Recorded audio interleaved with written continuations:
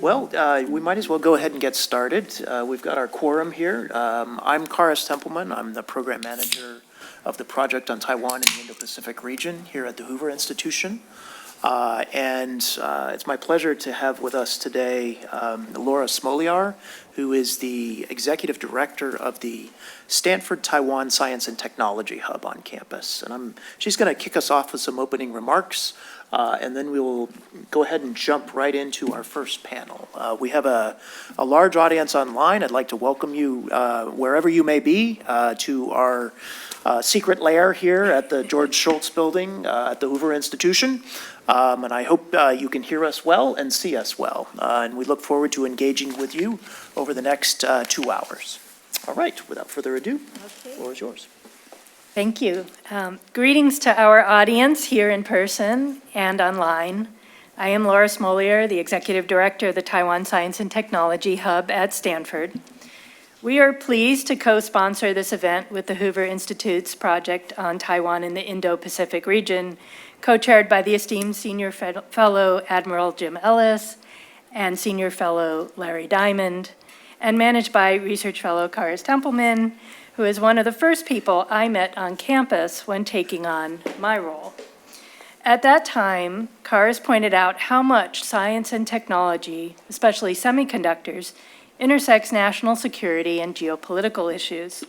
So began our close collaboration, leading to today's seminar on energy, which is also at that intersection, as is artificial intelligence. We were joined by David Fedor, Policy Fellow at Hoover, who is part of the George Shultz Energy Policy Working Group, to put together today's program for you. In fact, this is the 9th meeting at the Hoover Institute where the Taiwan Science and Technology Hub has had a seat at the table.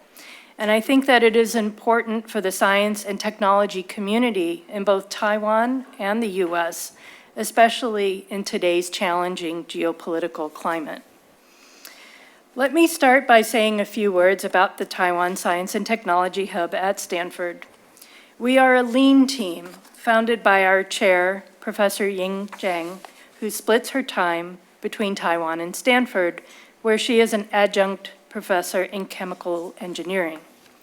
We are fortunate to have our co-chair, chemical engineering professor Zhenan Bao, our executive committee member, electrical engineering professor Philip Wang, and our program manager, Ellen Zhang. We are in our 2nd year of operation and the first office of its kind on the campus of a Tier 1 US university. We foster people-to-people interactions between Taiwan and the US with a focus on science and technology. We do that in a few ways. Our events have been as large as 500 in-person attendees and more intimate gatherings of 40 to 50 with additional online access, drawing on speakers from the US and Taiwan, including our university president, ministers, premiers, and vice presidents from Taiwan, Nobel laureates, and deans from Stanford and Berkeley, as well as leaders in the investment, corporate, and startup communities. We have sponsored or co-sponsored 10 such events in the US so far, serving more than 2,000 people in our audiences. We sponsor postdocs to come from Taiwan to Stanford in any area of science and technology. They currently are in the schools of medicine, engineering, sustainability, and humanities and sciences. They are Stanford postdocs when they are here, giving them full access to a rich variety of Stanford resources, which is a very different experience from a visiting scientist, for example. We sponsor speakers from Stanford to speak in Taiwan. We have sponsored or co-sponsored 11 such events so far, covering diverse areas such as healthcare, biomedicine, AI, quantum, and human-machine interfaces. Over 4,000 people in Taiwan have participated in our events so far. We serve as a landing pad for visitors and delegations from Taiwan and facilitate connections for scholars and students. We help students who want to have internship experiences in Taiwan or the US facilitating their connections to programs. We are developing one of our own for 2025 due to the great demand on both sides of the Pacific. Today, we take on the topic of enhancing energy security in a time of rapid change, with perspectives from the US and Taiwan. For example, how do we navigate the polarities of energy-hungry AI data centers while aiming for net zero? And how do we ensure energy security at the same time? We will have two panels, one bringing the US perspective and one bringing the Taiwan perspective on this complex topic. The first panel will be chaired by Admiral Jim Ellis, and the second panel will be chaired by Cars Templeman. And with that, I would like to hand the floor to the esteemed Admiral Ellis. Well, thank you, Laura. And thank you for this partnership. We're very excited about this. We see a real Boolean overlap in engineering terms between your efforts and our own, and so it's great to have this opportunity to gather to focus on some more specifics of the energy challenges. Here at the Hoover Institution, we've had a long-standing focus on energy, led by the late Secretary George Shultz, who was absolutely fascinated by it and felt it was critical to our shared prosperity and security going forward. And that's the context in which Hoover began the conversation about energy well over a decade ago. He was more prescient than perhaps he realized in predicting the centrality of energy and energy policy to our nation's security. And I would pause here to indicate that we define national security much more broadly than just the military context. We think there's a huge economic piece to that as well. We believe there's an environmental element that has to be considered, and that the national security writ large is what we're here to talk about. But we also are aware that in addressing our energy circumstances, we as Americans have, in a real sense, found ourselves in a place we've never been before, with opportunities that we've not heretofore had. We've grown up, many of us, if you're as old as I am, in a situation of energy privation, energy shortfall, lines at gas pumps, spiking oil prices due to geopolitical situations around the world. We're now in a much more different and more stable environment from a United States perspective, and we find that there are opportunities to use our newfound energy largesse, if you will, in different ways. We've had a long-standing interest here at Hoover in first defining what a national energy strategy might look like. Arguably, I would say we've never really had one. We've had various political administrations come and go, as is the norm. Each of them brings a focus and a prioritization, and we have obviously a large element of individual elements or sectors of the energy environment, each of whom have their own needs and demands, and so we've tended to balance things, or tried to, in a more even-handed fashion. But in point of fact, we really don't even have an agreed-to model for optimization, as my wife, who's a professor of engineering here at Stanford, would tell me, to highlight what should be the ideal mix for the opportunities and challenges we have now, and how would one characterize that fairly for a longer-term intervention. So we still believe that that's a goal that we ought to pursue, but we're also much more pragmatic. And we now see, as Laura has indicated, some real opportunities here to talk about the needs that are growing. Heretofore, we've had a relatively flat electricity demand in the nation. We're now seeing clear indications, and we've got a number of panelists who can address that based on their personal experience of an increase in electricity demands. Depending on who you're talking to, the amount or the magnitude of that may vary fairly significantly.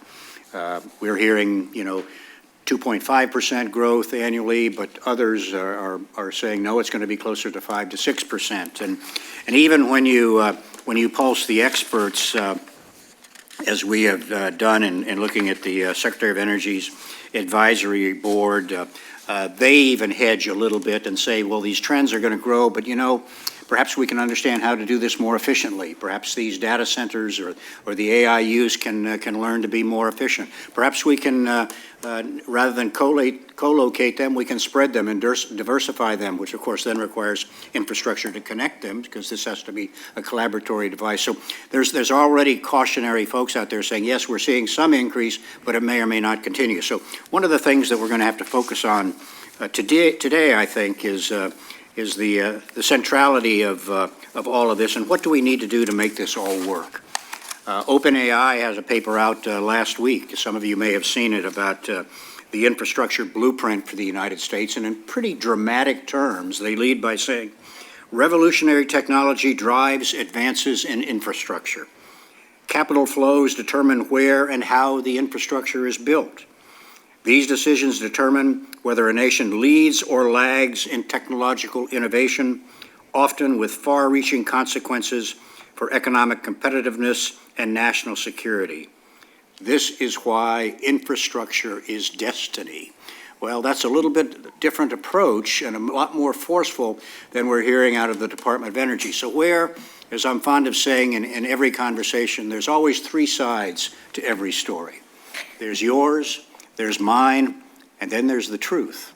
And so what we're trying to do here is get to that truth, or at least as much as we can in the time that's allotted to us. So I look forward to the conversation.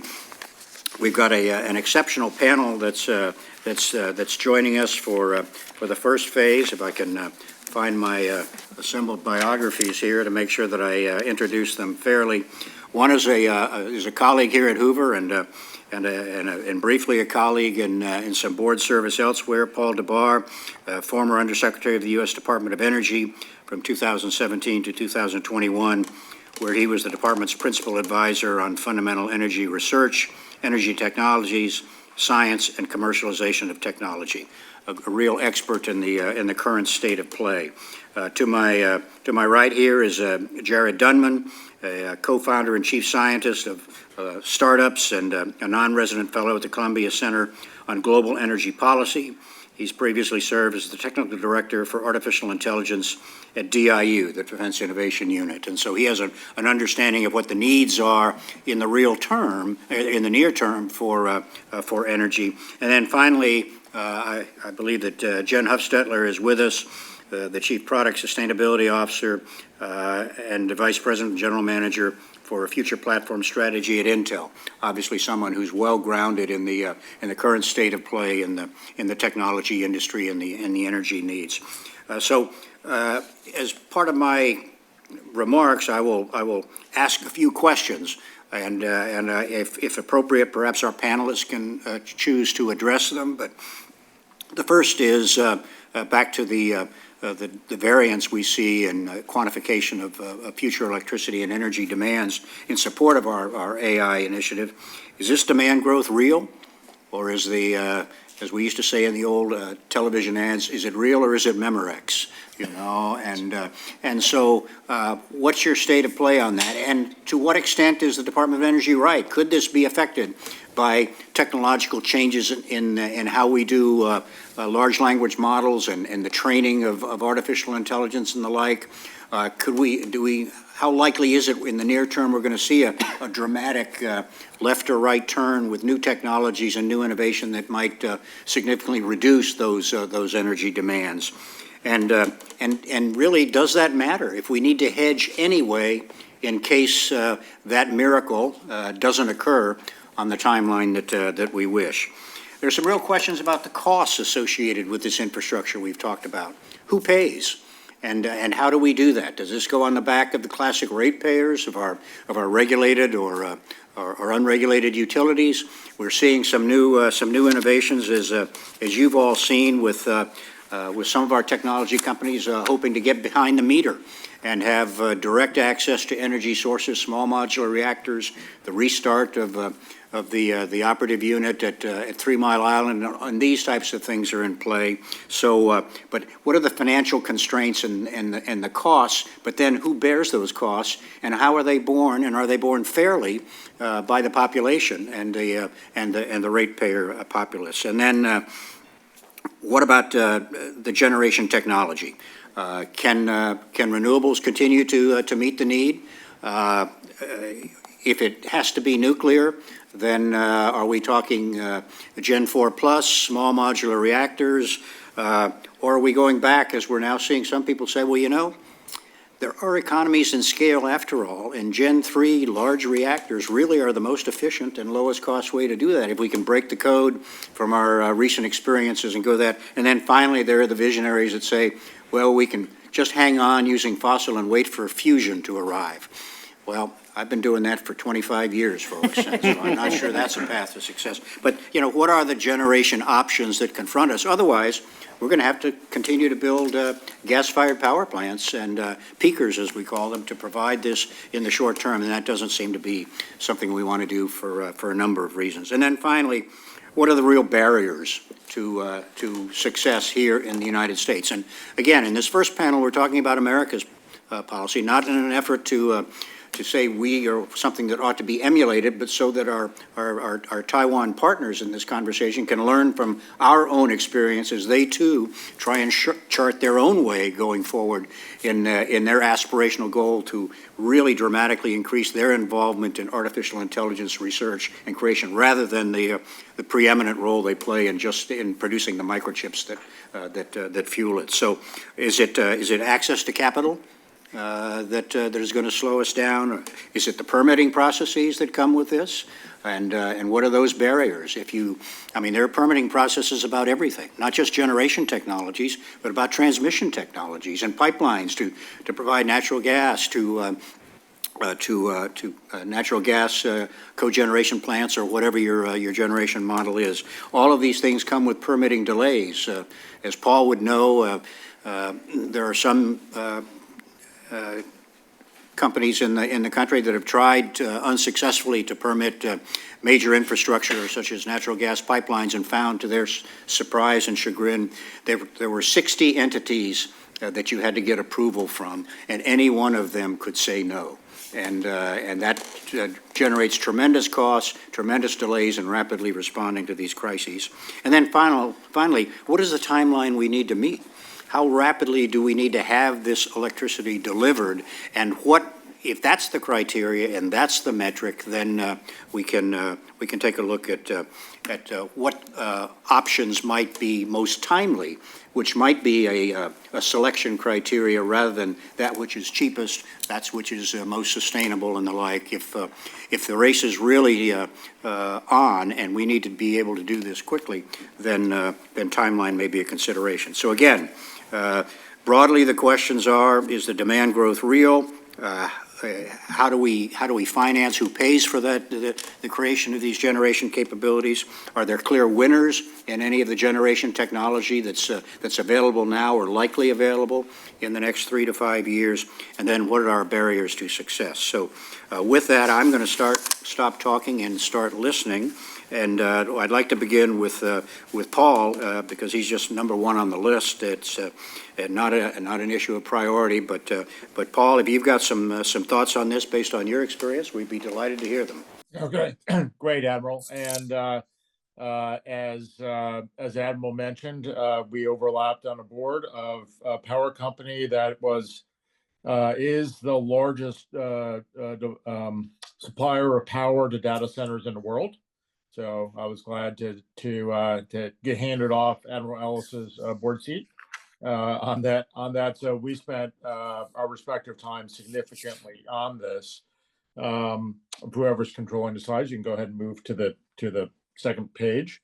So there's a number of drivers. I'll hit on a number of the Admiral's points about drivers for locating AI and data centers. When I was undersecretary, my program built 3 #1 supercomputers in the world, and we were the first user of GPUs in the world for a big computer, which was at Oak Ridge, and we rolled the dice on NVIDIA on their GPUs, and that turned out to be a good bet on behalf of the United States, and obviously it's taken off very significantly in just about 6 or so years. So the first point of location is energy availability. This is the one that most people are talking about. A number of people, including President Trump in a number of his speeches, has commented that in order for the U.S. to maintain AI leadership, that we need to double the amount of power generation in 10 years. I'm not 100% for certain it's every power pool in every location in the country, but that's a pretty good estimate. And certainly in Northern Virginia, that's certainly the plan. There's give or take about 10 different locations that are basically needed by the various hyperscalers and other big users of AI, where they're trying to target 5 to 7,000 megawatts in each of those approximate 10 locations. That is a stunning amount of power. 5 to 7,000 megawatts is more than most states in the United States. And so the only way that you can do that, frankly, to get to 5 to 7,000 megawatts, really is all the above. You have to kind of build everything to get to that sort of concentration in a specific location. Self-generation, which was looked at when people were looking at 100 megawatt facilities, maybe could be doable. But when you're talking about 5 to 7,000 megawatts, and you're talking about, give or take, 5 to 7 AP1000s of reactors solely dedicated to one point on the map, is quite stunning. In addition, the capacity factors are very high. They're north of 90% at the data centers, and therefore intermittent power is without backup is just not doable for the customers, for the use cases. If you go to a data center now, if you go to like a 100 megawatt data center, which by the way is quite large, they have 200 megawatts of backup Rolls-Royce or Caterpillar generators. So they literally have 200% backup of generators on site, and they also have lead acid batteries on top of that. So it's literally the amount of value, or the amount of backup that they want to literally have 100% uptime is they will pay for a lot for that sort of upside. The Admiral also mentioned about availability of power, about efficiency. Every generation of chip that we would build at the Department of Energy at the big supercomputing would be energy efficient significantly. The current systems are about 95% or 5% of the power, 95% less power than ones 5 generations ago. So that's a good metric of how much efficiency has already improved in it. What I do worry about is that NVIDIA and AMD and others are not really focused that much on the next generation improvement, because they're just so busy just producing the customer product as fast as possible. And I do worry about the efficiency improvement curve that we used to enjoy. The second one is energy prices. Many people may not realize, but the energy prices are an incredibly important part of the location. I was talking with the Senate Foreign Relations Committee this last week about where in the world and advantages just based on prices, as well as availability. If you look at, for example, the contract data center companies, like CyrusOne, they're basically a distribution utility in a large building. They take wholesale power from a big utility like Southern or Dominion, and then they distribute it to architecture, right, racks on the inside of the building, and they just mark it up. So they're buying megawatt hours and they're selling kilowatt hours, so to speak, inside the building. And since they're not selling real estate, they're not selling square footage, they're selling kilowatt hours. The lower the price of the kilowatt hours, the better. And so that's why you're going to see location in lower priced regions of the world, and including in the United States. For example, you're not going to see a lot of discretionary data centers in California. The power prices are way too high. There'll be some, but not the really big ones, not the discretionary ones. You're not going to see it in Japan. You're not going to see it in Europe, and this is a really big issue for Europe right now, because of their energy prices. The third point is certain customers want low latency or data sovereignty. So a lot of the reasons why you see it in New York or in Beijing or in Washington D.C. is that there are various either national security customers or financial customers who want very low latency. The financial markets, the stock exchanges, they want low latency for their use cases. So you'll see them located certain places in the world for that. So even though London energy prices are high, you'll get a certain amount of data centers outside of London because of the London Stock Exchange.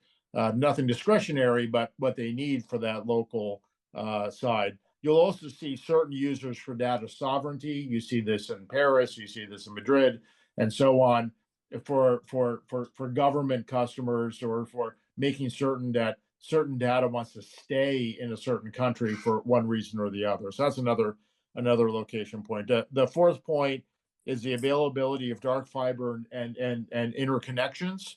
The interconnectivity is important. So once again, Northern Virginia has a tremendous amount of interconnectivity, which helped set it up to be by far the largest current location in the world. The next one is a really interesting one that I find is about workforce. So it turns out that a lot of the workforce for the design, construction, putting together the internal networks and the data center, the interconnecting of that to their architecture, is a pretty specialized workforce.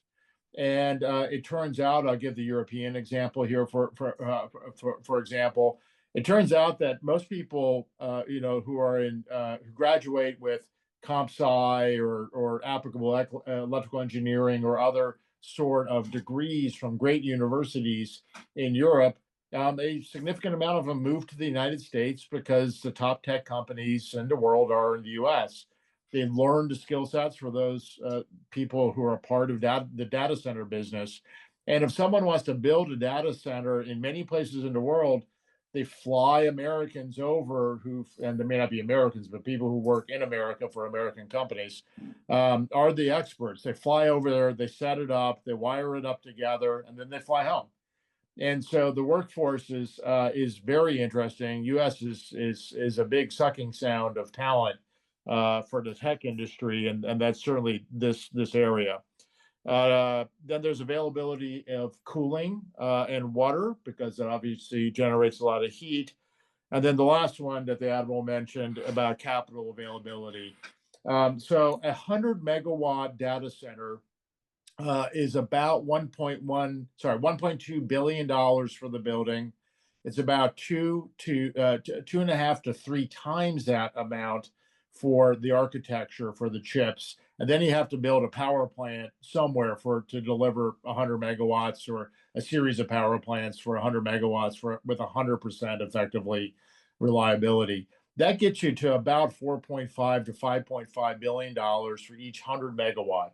So going back to my 5,000 megawatt, and you want 10 of those sites as an example, you're just to go build, one 5,000 megawatt large language model cluster in Indiana or wherever.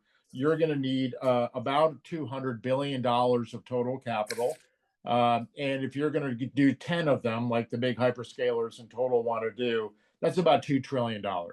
So that is a lot of money. And so you're seeing investment banks setting up financing structures for the debt components. The hyperscalers obviously have a lot of cash, and infrastructure funds. It's far beyond what national governments can spend. So the private sector is certainly going to be driving this. That's it, Admiral.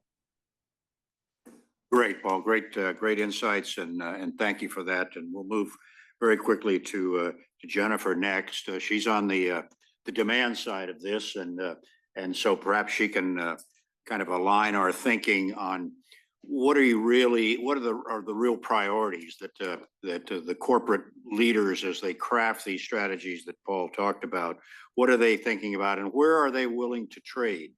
In other words, often we hear that, well, I want all this energy, but I want it emissions free. Well, if it's a question of one or the other, how does one think about that? And so I'd be very interested in how the private sector is thinking about this as they're gearing this up. They have to get this right. I mean, as Paul indicated, this is not going to be built by the government. This is not going to be. We can't subsidize our way to success in this area. It's going to have to come from the private sector. And as John Rowe once told me decades ago, in conjunction with the nuclear industry, at the end of the day, it's a business. It's not a religion. And so, how do we think about this, Jen, or how should we think about it? Yeah, I apologize. My loading of the slides that I would share doesn't seem to be working. So I'll just be descriptive. On your first question around the demand, is it real? The answer, obviously, it's yes. We're all experiencing this tremendous growth that's happening. But some of the data points that I want to put out there to share is, from 2015 to 2022, compute demand grew 340%, but the energy demand only grew 45%. Nested in that is that innovation factor. And Paul mentioned some of it, right, in terms of what's happening inside the chips. The chips are getting more efficient.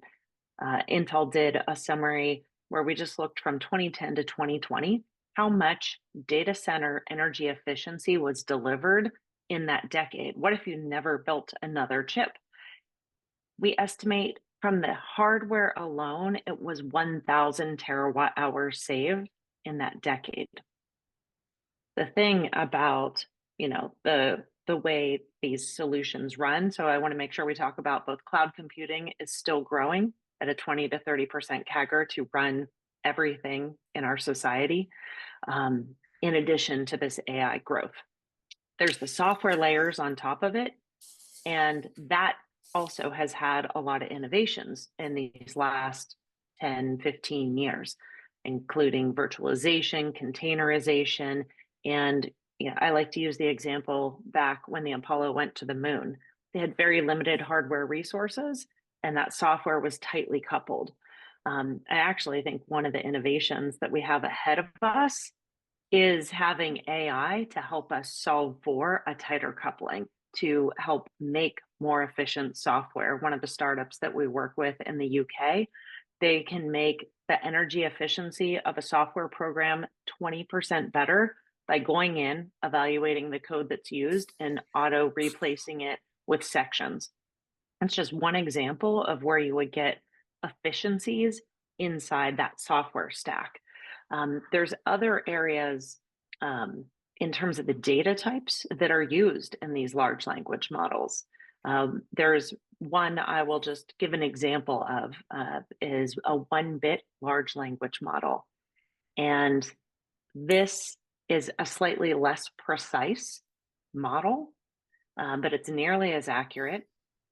And it can run 2.7 times faster than the current solutions. And it can use 72% less memory, which when you think about the way a computer works, it's, getting more done within those limited resources is the key. It also uses 94% less GPU energy. So this is just one innovation that's already out there. It's being tested in research groups from Microsoft and beyond. And you start to think about chip innovations, software innovations, these new data types. This is going to come and help to bring down, and in my opinion, not Intel's opinion, but you're going to level off what happens, because you're going to now have AI can help to lay out a chip better. It can help to write the software more efficiently. We already know today that across every vertical industry, AI can be deployed today to lower the energy consumption. That can be in a building's lighting usage based on traffic and the cooling in Google's data centers alone. Way back in 2016, they used AI to apply a ML model to just the cooling portion of the data center, and they saved 40% of the energy of their cooling systems. This type of technology is not very widespread today. So when we think about the US as a whole, how do we help to accelerate the deployment of these technologies? At the end of the day, it ends up decarbonizing the buildings, decarbonizing different industries, but you need to go first into pilots and then into full deployment. Intel's done some pilots with local carriers or telecom, where you're basically monitoring that mobile traffic and throttle down this equipment when it's not needed. So I think there's a lot of opportunity in that space as well. And then lastly, and I'll hand the time over to the next person, in the utility sector. I think this is an area that we're not spending enough time thinking about or talking about. A lot of technology exists today to help them out of the current deployed generation get more efficient at using it. But there's a lot of barriers and hurdles in place to deploying that technology. You mentioned some of it. Who's going to pay for it? Is it going to be resilient? And are we going to be able to keep the lights on? A lot of those things have been proven, but there's still resistance. And so I think finding ways to deploy existing technology more quickly, we can get more gigawatts out of this current infrastructure that we already have.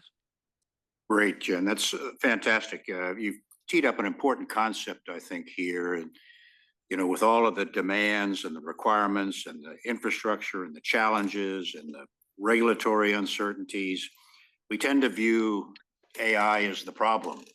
But in reality, AI is going to be a huge part of the solution in order to help us get this right. And so I think that's an important takeaway. The other thing, as I reread the missive that I was quoting earlier from the Department of Energy, they're a bit dismissive. They're not sure that we have enough visibility into the private sector planning for new model training, and they see the possibility of speculative and duplicative requests for data center capacity that may go unfulfilled and the like.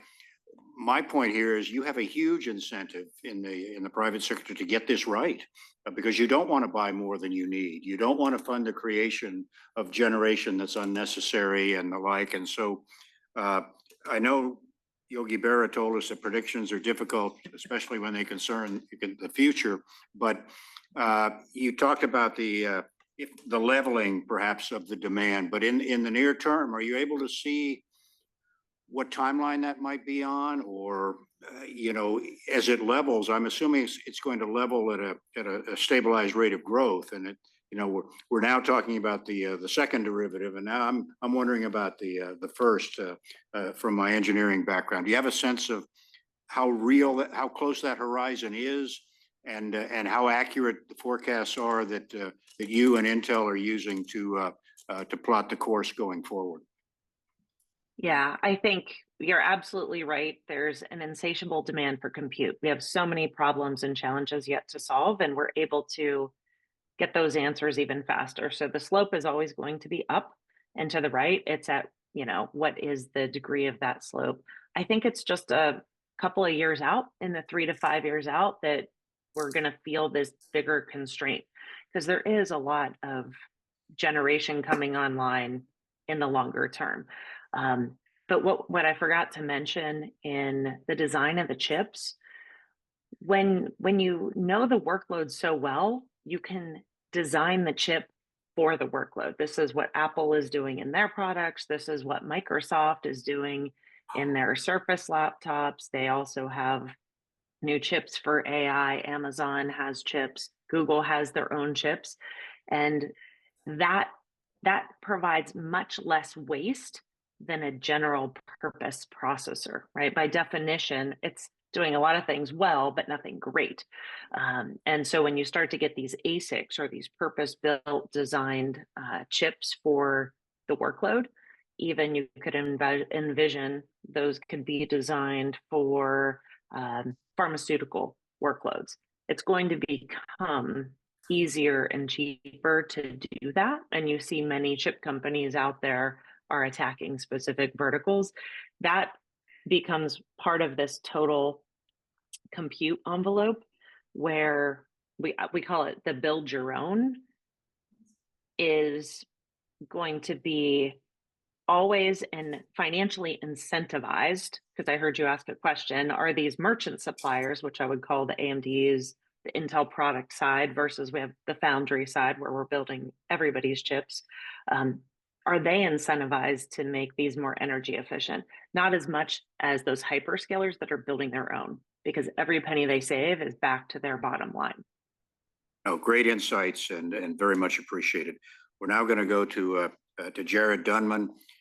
Jared, it says here on my paper DUI. I hope that's the wrong source of letters. I think it's DIU. My mom makes that mistake all the time. Yeah, I know. Yeah, I bet her friends wonder what is her son doing. What do for a living? Yeah.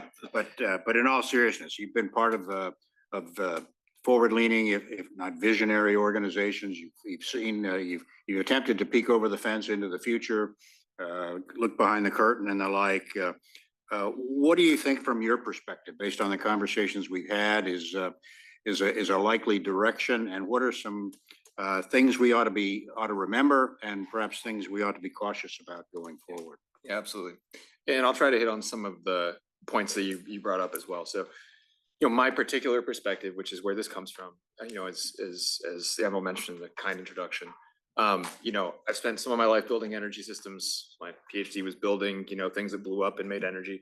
I did a postdoc in the AI lab here at Stanford. I came from kind of the ML systems community. So thinking about how do you take things, run them more efficiently, take models and be able to get more out of your hardware.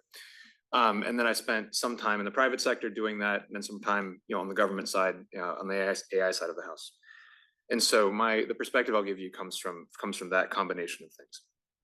To start with, on the demand side, I think Paul and Jen hit well a lot of the major trends that are interacting, and I'll give you my gestalt on how I think that complex interaction is going to play out. But just to lay it out, there are companies on the training side building bigger models. They're serving those bigger models to larger numbers of users, and that requires more and more and more energy. Furthermore, even as those models get cheaper to run, I would be very surprised if you didn't see something similar to what you saw in the 1800s with coal. If you ever remember from Jevons paradox from economics, as folks thought, the cost of coal went down. It turns out that demand really, really, really went up.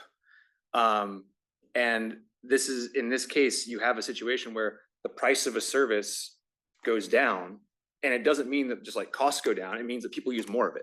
And so you're competing with that. So, because I can tell you, as someone who sits around writing code sometimes, there are services that I wouldn't pay $100 a month for, but I'll pay $20 or I'll pay $10, and those things are going to keep getting better.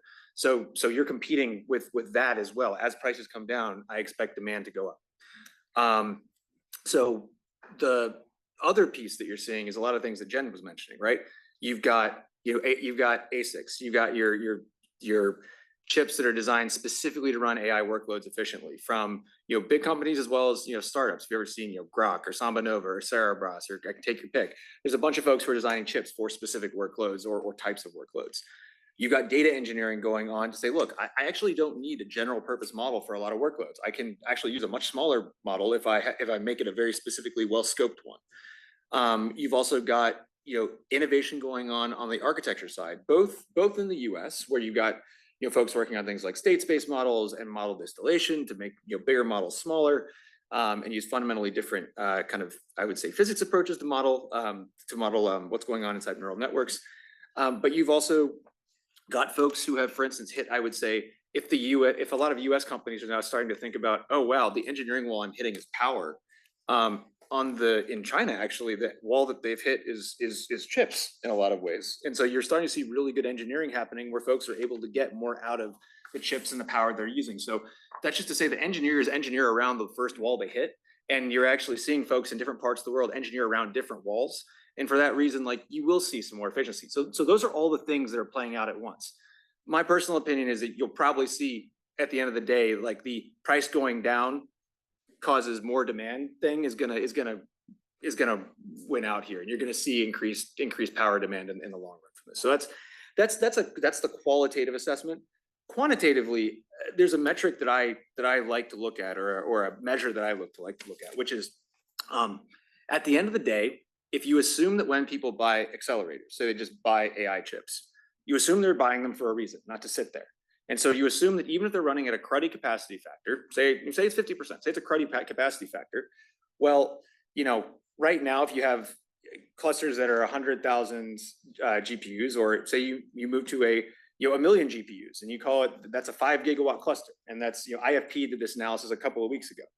That is, right now, TSMC forecasts that, it's gonna, this year, I think 2023, they shipped 4.8 million accelerators. So that's like 25 gigawatts worth of demand. And if you believe those projections, by 2030, they're planning on having capacity for 40 million per year, per year. That's like 200 gigawatts worth of chips. So even if I'm off by an order of magnitude, that's 20 gigawatts per year. So that's not small. And if those projections are right, you're looking at like 200 gigawatts worth of just chips per year. So whatever the number is, I would argue it's big, and it's big enough that the energy challenges are going to be important. So that's that piece. On the question of where are these things going to come? Where's the generation going to come from? What are the barriers? From a U.S. perspective, let me just kind of frame it this way. I think the numbers that I've seen, a lot of the projections that I've seen say, hey, we're going to move from something like data centers being double the percentage that they currently are of US power load. The IFP folks, I think they did some of the work, and they're like, hey, look, by 2030, you're going to have maybe 130 gigawatts of extra power you need worldwide to run AI workloads, and this is that estimate. And of that, 30 gigawatts is likely to be in the US. That's a really interesting thing to say, because the vast majority of that, by the way, not in the US. What's also would imply the vast majority of that compute in that scenario would also not be in the US. So to kind of some of the points that were made earlier. In the US, there are dynamics here where you have an aging and maxed out grid. We've lost, as a country, muscle memory for how do we increase the amount of energy we're supplying to the grid. The demand has pretty much flatlined for the last 2 decades. And we're now seeing refusals to site new data centers because of concerns about electricity price increases. If you just saw recently, FERC kind of denied Amazon's attempt to go and buy a nuclear reactor for their use, specifically because it was going to take the price up of power for ratepayers locally by a pretty substantial factor. And so you're starting to see that not only is it hard to do, but there are regulatory and other barriers. On the other hand, there's also a risk. The risk of for the hyperscalers. The hyperscalers want compute, and the risk of an underbuild. And I think most of the CEOs have said this at this point. They see the risk of an underbuild as worse than the risk of an overbuild. And so to power that, I think it was said earlier, there's certainly an all of the above aspect to this. But if you cycle through the options, solar and wind have an intermittency issue that hasn't yet been kind of economically solved with storage at the scale that we're talking about here. Nuclear is there's obviously a lot of attention on nuclear right now, because in the intermediate term you can get the scale of electrons you need out of that. And then the assumption is that if none of those things work, you're going to end up in a world where you're just in the US, you're just going to build gas. And then if you just don't build those things, as we said earlier, the data centers are going to move. So what do you do here? I mean, there's a couple of things to do. And from a US perspective, one would be think about the demand management side. All the things that folks have said earlier and that I mentioned earlier about how do you just reduce demand, like you should do those things when you can. Number two, you should think about how do you make the grid better able to function as a higher capacity network. So that's like improving the kind of the capacity of conductors and various other things.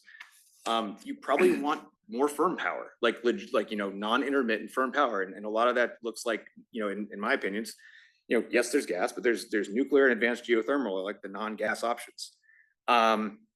You want utility incentives to be moved to not just be towards building new generation, but also making more efficient use of current generation. And then you got to really think about how you're going to interact with partners and allies like around the world. So, you've got folks in areas like the Middle East who have a lot of capital, who have a lot of interest in moving their economies towards, towards some of the, some of the growth drivers that AI brings. And there's, right now, I mean, I'm sure you've seen it in the news. There's a really important tension between how do you safeguard, for instance, U.S. intellectual property versus make sure that, kind of folks who would otherwise go and be part of a different computing ecosystem are part of a U.S. computing ecosystem. And so there's a lot of interesting dynamics there. And then there's questions also about, if you get this right, does it make sense for your, for partners, so for places like Japan and others, whether you have so prices that are higher, to actually send their workloads to the U.S. where they're cheap, where there can be cheap energy, versus trying to build data centers over in those places. So this is just say there's a lot of complex interaction, but I'll end on a note that I think is something to think about from the kind of broader, with my kind of security hat on.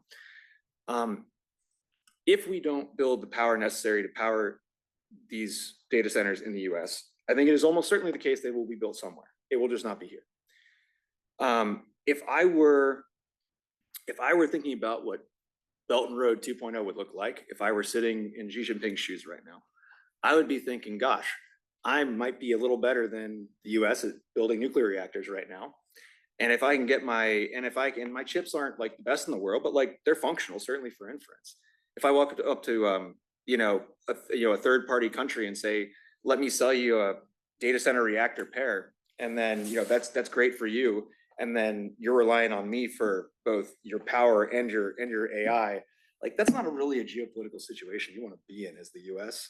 And so I think there are not just interesting academic questions about can we get this right and how do we get this right. There's actually a pretty substantial security imperative to get this right for the U.S. and our broader set of partners and allies. So I'll shut up there, but that's kind of the thing that I think about on the horizon. Great insights, Jared. Thank you. I expected a visionary and I got one. So thank you so much. We're going to go one more cycle around our panelists here, and I'd like to perhaps change the direction of thought here and get your ideas on how do we make all this happen? I mean, we've described a very complex set of interrelated challenges, from generation to efficiencies, to transmission, to siting, to regulatory policies and the like. Who's going to do this? Normally in these kind of conversations, you get a hand wave and somebody can't resist mentioning the Manhattan Project. Do we really want to turn this over to government? I don't think so. I mean, but how do you see, Paul and Jen and Jared, perhaps a new set of relationships, involving both regulation and more collaboration and consolidation and integration of efforts, rather than the flat out competitive environment that we're used to seeing in our economic model here in the United States. Who needs to talk to who and who needs to get together? My grandfather used to tell me, Jimmy, it's easy to be a clown if you don't have to run the circus. Well, now we've got to figure out who's going to run this circus, and then what do those relationships need to look like? One of the things that model I like to use is, if you build an organization, it ought to take in, you do it where you put the sidewalks on the college campus. It's where the paths are worn in the grass. It's people that are already talking to each other out of necessity, and how do you formalize that, speed it up, and make it work to our shared efficiency? So this is your opportunity. If you were king or queen for a day, how would you recraft, if at all, the current players in this demanding ecosystem to ensure that, as Jared said, we come out leading and not following. Paul, I'll start with you. Well, given I'm a bit in the business of scraping President Trump's speeches and trying to think about how to turn it into execution, and he's focused. He said very clearly we need to double the amount of power plants in 10 years, right? Which is Dominion and others. And so, how do you do that? I would argue there's plenty of private sector capital, notwithstanding 200 billion a site. The private sector is absolutely. I thought I was just down at some friends at one of the major Wall Street banks. There's money. Okay, there's money between the hyperscalers and the debt markets. That's doable. It's really about siting. It's really about clearing the way for locations. And if you go around the country, there are already ones being proposed, right? People are discussing ones in West Virginia and Tennessee and Indiana and Illinois because of nukes. Admiral, to your point, I think we already have the lead about where the private sector thinks in the country it is best located, but still it's not good enough in terms of actually executing on the siting and government allowing that to happen. And I think one thing we was discussing with Eric Schmidt was pick out 10 sites, regions in the country, and just wipe clear like accelerated reviews by EPA if Interior needs to come in for land, by FERC, and say and there's different mechanisms in the government to go to FERC and say focus on this, put this highest on your priority. The president could actually do that. And so it's really about paving the way towards all those approvals, all those sightings for all that infrastructure, and have several in the country. They're already identified. And I think that's a possibility. Great, thank you. Jen, I used to work for the guy who would tell me, Jim, you're in a crisis when they waive all the rules. We haven't waived any rules yet. In fact, we still keep piling them on, as Paul noted. From your perspective, who are the key players and who needs to be a part of this? Not the coalition of the willing, but a coalition of the ready, willing, and able in order to get this done for America. Yeah, well, I think even if we just look over to across the pond in Europe, they had a crisis. They had an energy crisis. I was at a conference and the EU Energy Commissioner wiped the permitting process, right? Accelerated deployment so that, after the war on Ukraine, they were able to have energy independence, and that worked for them. And I think that concept of a crisis, I've just been thinking about since she said that a year and a half ago. What is it going to look like for the US to have a crisis? And I think Jared really touched upon it, that this is really about our national security, our energy security for the future, but our nation's security. And is that something that everybody is willing to lean into? Can we craft that story so cleanly that everybody understands it? Similar to what Paul said, I think the private markets, I've been in many conversations with different firms on the financial side around the globe. The money's there, the developers are there. There's, this is happening globally and definitely in the US. The area where I think everyone is struggling is within getting the transmission, the permitting for their sites. That's the area where there's just too much sand in the cogs, right? And they're struggling to move forward. So I think if we can find ways to create incentives or to, fast track those things, that's what is most needed, because you've got enough hungry and willing participants. I mean, I actually think we're going to help accelerate the energy transition by this moment, and with the hyperscalers pushing for their 24/7, low carbon energy that they've committed to. Now, how do we as a nation step up to help make that happen? And it's got to be in some policy changes or incentives, even if it's for this short-term build out. And it has to be beyond just a Dominion. I think also for our national security, we need a more resilient solution with geographical diversity as well. Great. Well, thank you. Great insights. Jared, we're going to give you the last word before we wrap up the panel, but you've been a part of an organization that attempted the Sisyphean task of trying to reform the Department of Defense procurement system. And you know better than most people in this room the challenges that come with bureaucracies and the like. If you were in charge for a day, what would you change? How would you restructure it? Everything from an AI czar, heaven forbid, don't ever let anybody call you a czar because the nobles ignore you and the peasants kill you. You're also Russian. All right. So, but what would you do to change the structure of this effort going forward? So to answer that, let me preface it with a little bit of framing. I completely agree with the point on capital. The hyperscalers have voted with their feet. You've seen the amount of money that they've been willing to spend on, particularly on nuclear is a great example. They're doing that because they need the power and they, in many ways, need it pretty quickly. And they're willing to pay a premium for it. I think what Paul said about the capital markets is exactly right. You're even seeing folks collateralize loans with these chips. So there are ways to make these things work. I'm not actually that concerned about the capital.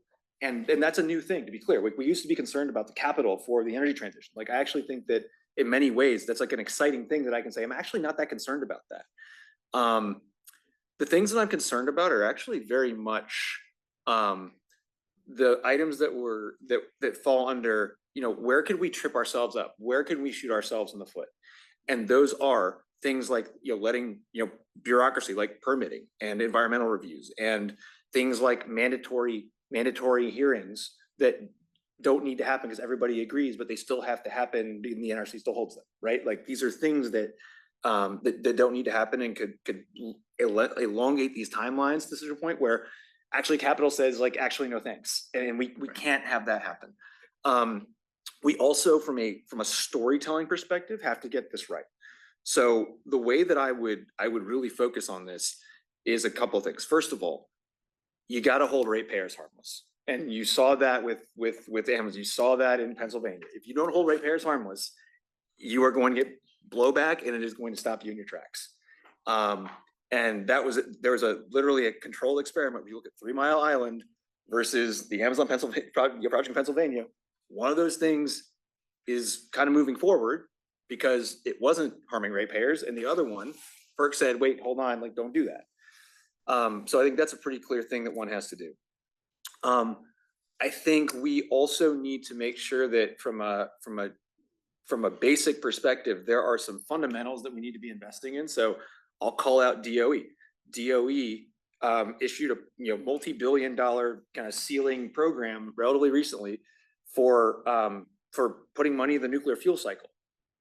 To have some of the nuclear options, you have to have the fuel cycle. And so those are, so particularly for HALEU, right? So you have to do that.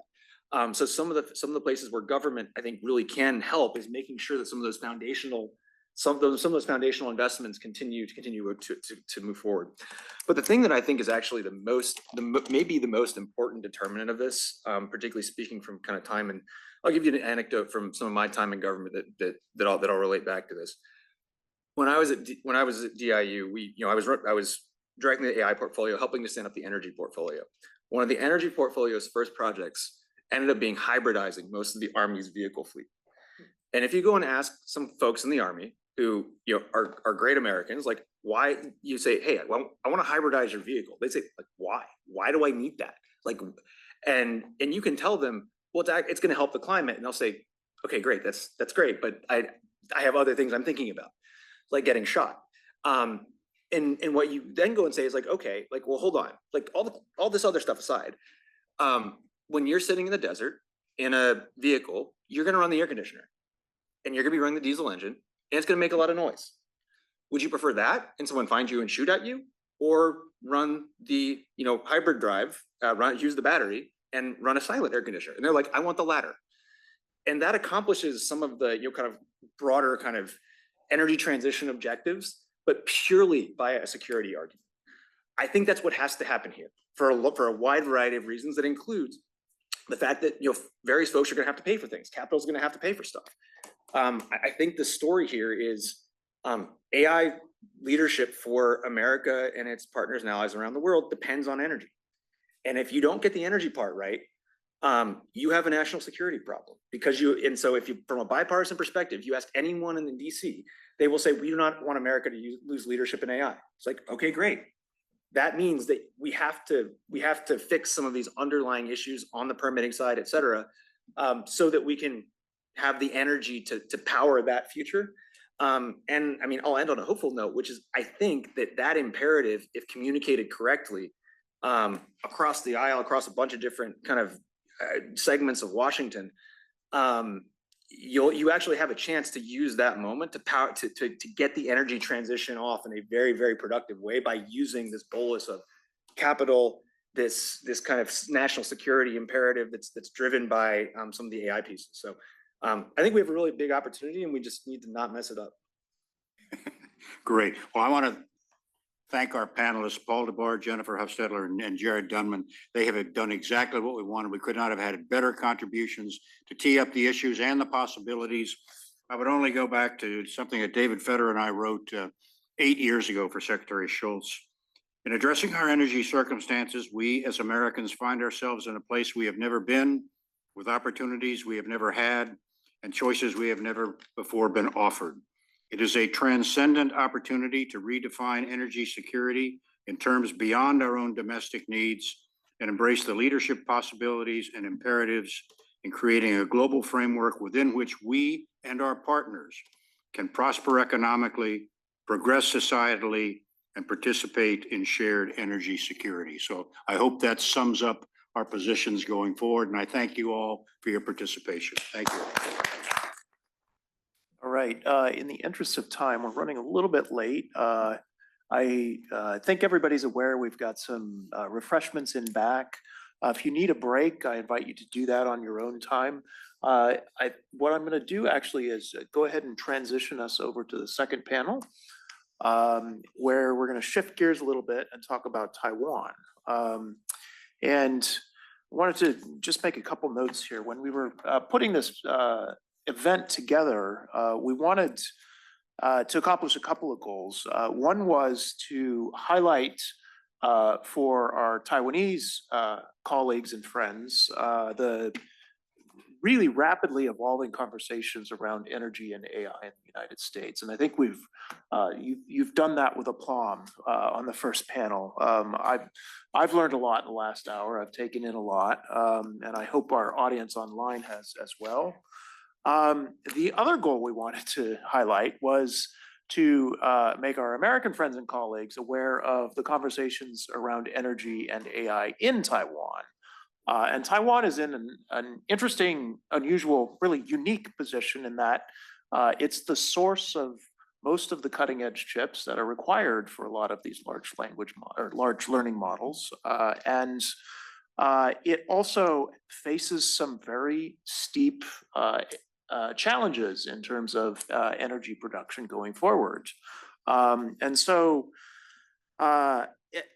a lot of what we've discussed in the first hour has to do with steep energy demand increases, the challenges of trying to increase renewables versus fossil fuels, the impact on the grid. All of these challenges Taiwan and the United States share. But I want to highlight one thing that is different in Taiwan. Taiwan, unfortunately, has another existential challenge, which is the threat from the People's Republic of China right across the strait. And so when we talk about energy security, it's not just about winning the tech race with the People's Republic of China. It's also about keeping Taiwan free of PRC control. And Taiwan is actually quite vulnerable in many ways on the energy front. Over 80% of its energy needs are imported fossil fuels. Over 40% of that, we'll have a presentation in just a moment. You can correct me if I get these numbers wrong. Roughly 40% of that is just LNG reserves, LNG, and the reserve on the island is somewhere between 8 to 12 days only. And so if there were a disruption for whatever reason, of LNG imports, very quickly, within 2 weeks, Taiwan would start to feel the pinch. And that is an alarming place to be for a place that is so critical, so central to the development of AI in the world. So we have, and actually, Jim, can I steal back my bio sheet here? We have 3 wonderful panelists joining us today. We've got one, there we go, thank you. We've got one with us in person, Zhang Guoxin, good friend and colleague, friend of our program, a great partner during our visit in September when we had a Hoover delegation in Taiwan. We're delighted to have him with us in person tonight. And among the many hats he wears, he has been an independent consultant within the energy industry in Taiwan, and he's also very knowledgeable about Taiwan's state-owned energy monopoly, Taipower. So we're going to proceed in order. Let me introduce the other 2 panelists, though, first. So we'll start with Dr. Zhang. Second, we have Taiying Liu, who joins us virtually. It's great to see you, Taiying. Thanks for joining us. She's in Taipei right now, and she is with the fairly new research institute called the Democracy, Society, and Emerging Technology Research Institute.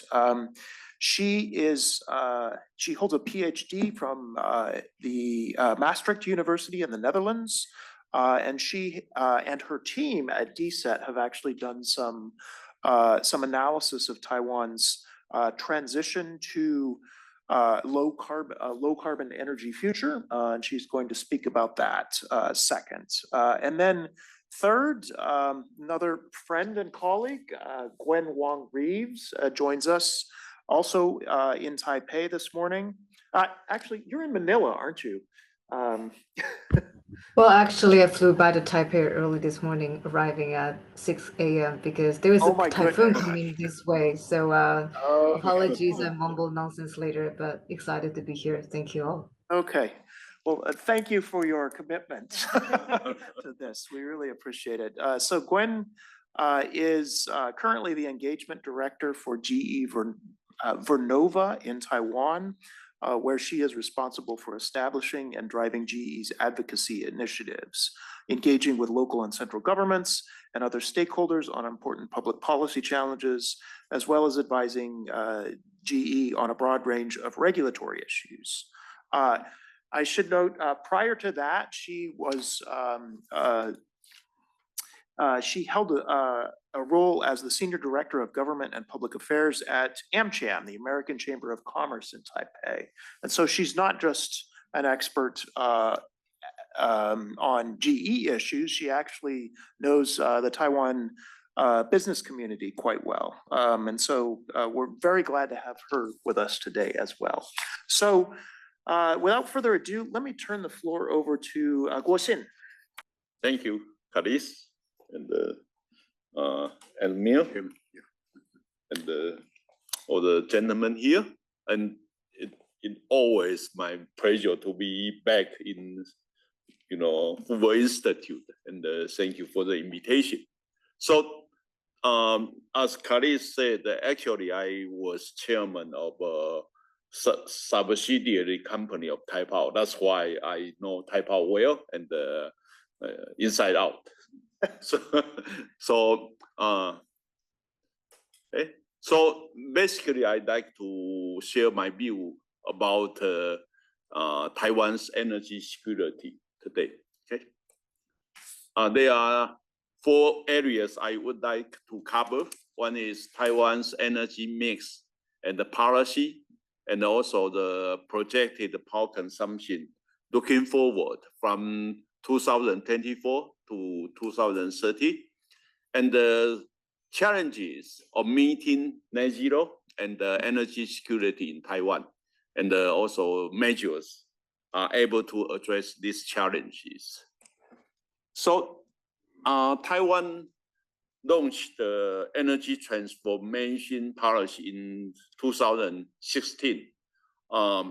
One there are four major areas. One is expedite the renewable energy deployment. The other one is to phase out a nuclear power plant by 2025.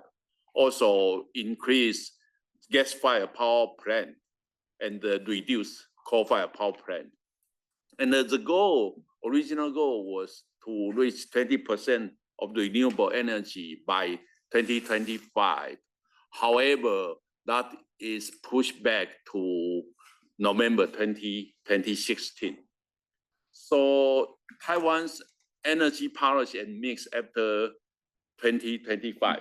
As you all know, Taiwan has a new administration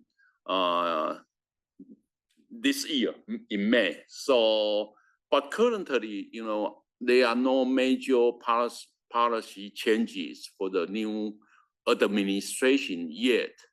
So, for last year, the electricity consumed in Taiwan, like Khalid mentioned, coal is more than about 42%, natural gas about 40%, nuclear about 6%, renewable about 10%. So the power consumed in Taiwan last year, more than 80% are from fossil fuels, which is a lot. And the energy mix currently is projection to be in 2030 is 50% from natural gas and 30% from renewable, 20% from coal. For nuclear energy policy, for past administration, they want to phase out by 2025. For the new administration, recently said they have an open mind regarding nuclear power.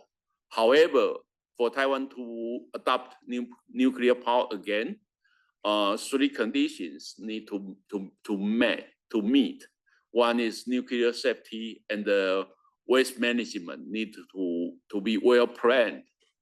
And also the society need to be able to reach a consensus to use nuclear power. And for renewable energy policy, Taiwan is going to continually deployment solar and the wind. In addition, it will add renewables such as geothermal, hydrogen, small hydro, biomass, and this. And the government also emphasized they want to make a lot of effort in the demand control through power saving, demand response, and energy management. So the projected electricity demand from 2024 to 2028 will grow on an average of 2.5%. Just like Adamo mentioned earlier. And from 2024 to 2033, the growth will be about 28, will be 2.8%. This is from government data, I guess. So from this data, you can see the power increase, the power demand increase much more after 2028, before, compared to before 2028. And this demand increase includes expansion of data center, semiconductor, and server industry due to AI. And also include the increase in the electric vehicles. Taipower estimated the power demand from data center will grow from 240 megawatt today to 2,340 megawatt in 2030. And Jared mentioned in the US, in 2030, there will be 30 gigawatt from power demand for data center. So this is less than 1/10 of the US, but compare, Taiwan's economic size, this is dramatic. It's not small either. on the supply side, if all the new energy development is on schedule, the government project the night reserve margin ratio can be above 8% from year 2024 to year 2030. Here we only talk about night peak. We don't talk about day peak because in Taiwan, in the daytime, they already have enough solar energy to cover. So power usage in daytime is not as critical as in the nighttime. Challenges with net zero effort and the energy security. So if in 2030, 70% of power generated from Taiwan will from fossil fuel, then carbon reduction could be a big issue. So there are measures need to be taken to reduce the carbon reduction. For sure, carbon capture and storage need to be adopted. However, for existing power plants, this might not easy to do due to space limitation. And currently in Taiwan, they are trying co-firing hydrogen with natural gas to reduce the emission, and also co-firing ammonia with coal to reduce the carbon emission. However, for this co-firing effort, the ammonia or the hydrogen they can burn is only have a certain percent, maybe below 30%. So there was still carbon emission exist. There are challenges with renewable energy development. For solar, Taiwan has space limitation. The other thing is, like Jared mentioned earlier, any big development need approved by the local government, and it could be time-consuming and oftentimes very complicated. So this is a big issue in Taiwan right now. For wind, because of the cost increase, some of the developers, it's not easy to find off-takers, and that will affect them to get financed for their project. So the schedule also delayed. Geothermal sounds good, but currently in Taiwan, they only have a very limited power used from geothermal. Hydrogen, if it is not green, how good it is for carbon reduction. And in addition, as Karis mentioned earlier, Taiwan need to enhance its grid so that it can support more renewable energy connection, at the same time maintain the grid stability. And also, as Karis mentioned earlier, more than 98% of natural gas used in Taiwan are imported. If 50% of electricity will come in from natural gas, this will pose a security threat to Taiwan. Well, national security will be concerned, especially we have an unfriendly neighbor, So, and so some of the measures to address the challenges we just mentioned earlier. We believe the energy mix need to be reviewed to address net zero effort and the energy security. And we also think Guosheng nuclear power plant need to be reopened, and the Ma'anshan nuclear power plant, the license of Ma'anshan nuclear power plant need to be extended after thorough inspection and the evaluation. This is for the purpose to reduce carbon emission and also improve energy security. And for the current Taiwan's environment, I think Taiwan, in terms of energy security, Taiwan has a bigger problem compared to the United States, because in the United States, using nuclear power is not a problem. In Taiwan, it will be create a lot of social debate. So looking forward, I don't think it is possible for Taiwan to build a large nuclear power plant. So for small modular reactor, since the size is small, it is also feasible. I think this could be a good option for Taiwan to provide stable, carbon-free electricity. So I think Taiwan should engage with SMR development at this point of time and evaluate possible deployment in the future. And currently, Taiwan is also evaluating the possibility of purchasing renewable energies from Philippines. If this is feasible, then it can ensure Taiwan have enough renewable energy for high-tech industry. And as I mentioned earlier, Taiwan have a new government now. And oftentimes, Taiwan's energy policy is affected by politics. I think it is a good time for the new administration to evaluate Taiwan's energy policy through scientific evaluation, public hearings, and the social debate. So that's all I have to share, and I would like to welcome any questions later. Excellent. Thank you, Guoxin. You've really teed us up nicely. And as our audience can see, there's some major contradictions in Taiwan's energy mix and its future, right?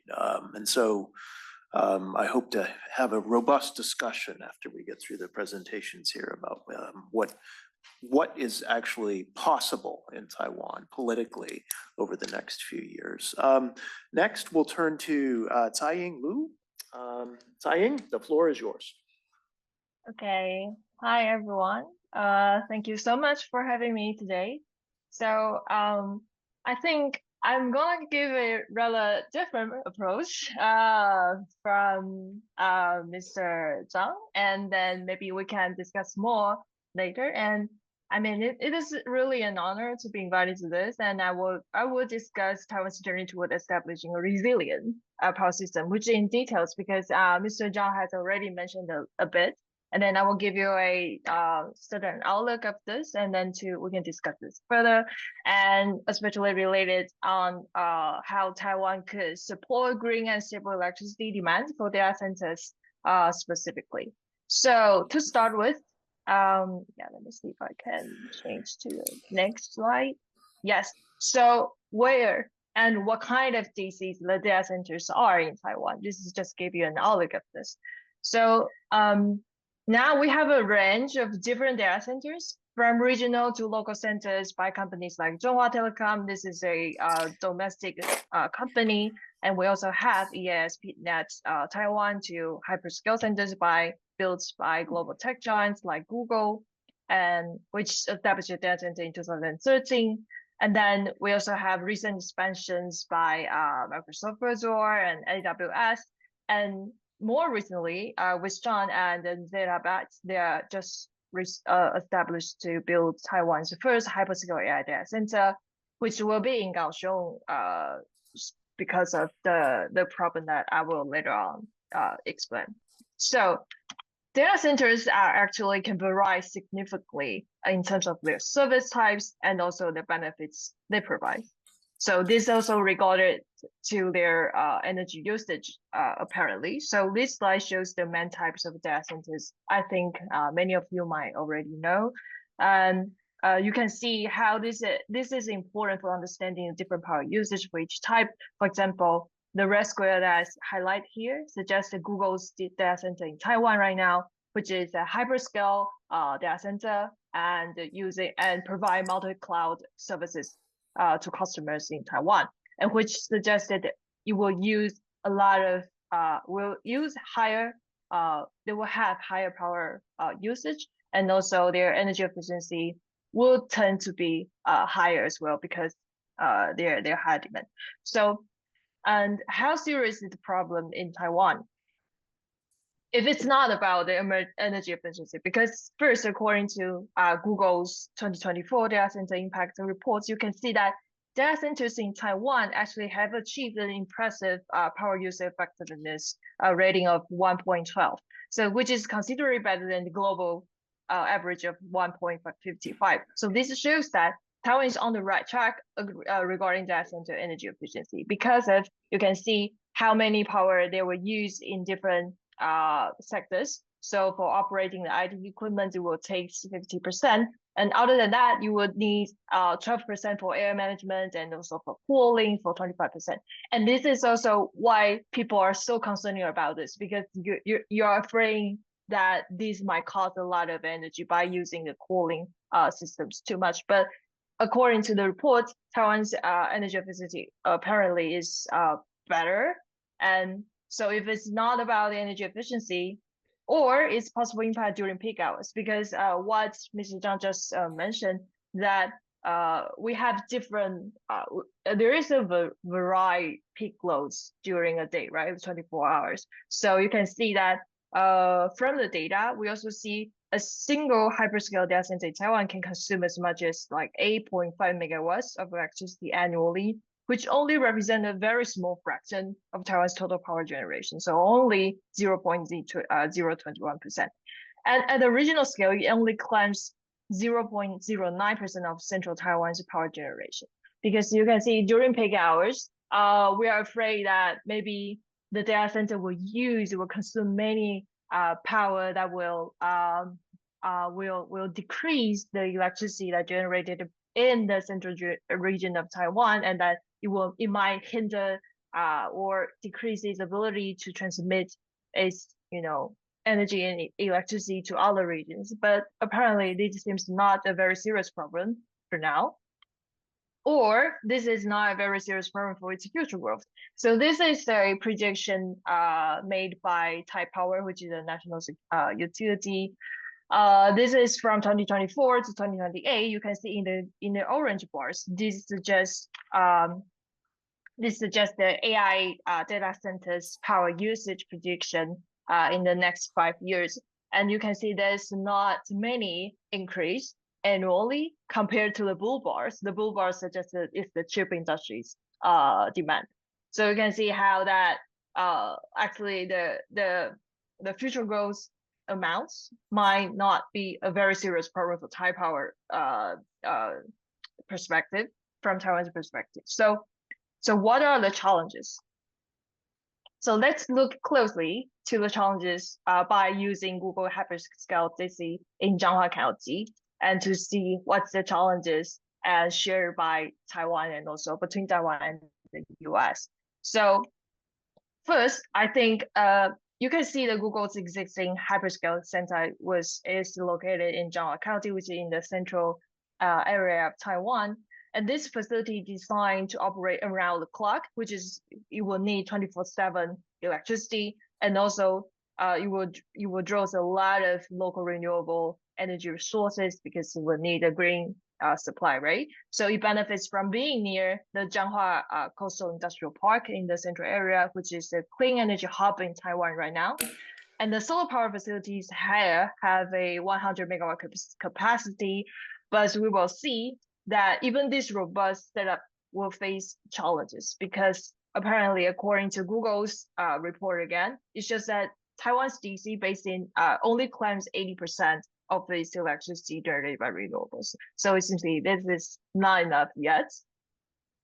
And due to renewable energy's inherent variability that Mr. Zhang also mentioned, that additional support through like battery storage or hydroelectric resources will be essential to cover the gap.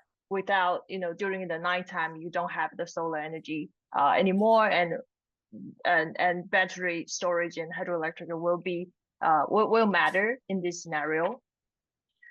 And another challenge is that there are transmission constraints when moving electricity from central to northern Taiwan right now, where demand is high in the northern Taiwan, but local power generation is limited in central. So these kind of bottlenecks restrict where the hyperscale data center can be built. So recently, the Taipower just announced that the DCs should not be built northern than Taoyuan. So you cannot build in the northern center because there has already a limited capacity to transmit enough electricity from the south to the north.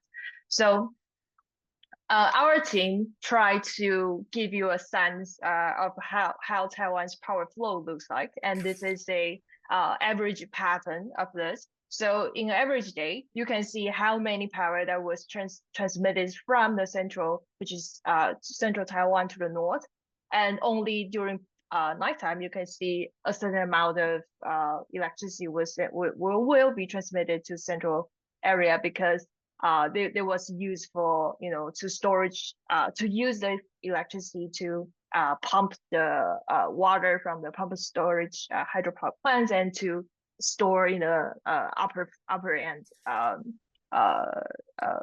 what's that called? Yeah, the tanks, and so that it can also generate electricity during peak time hours in daytime. So this is you can see how Taiwan's northern region relied on substantially on the central, the southern Taiwan's generating electricity.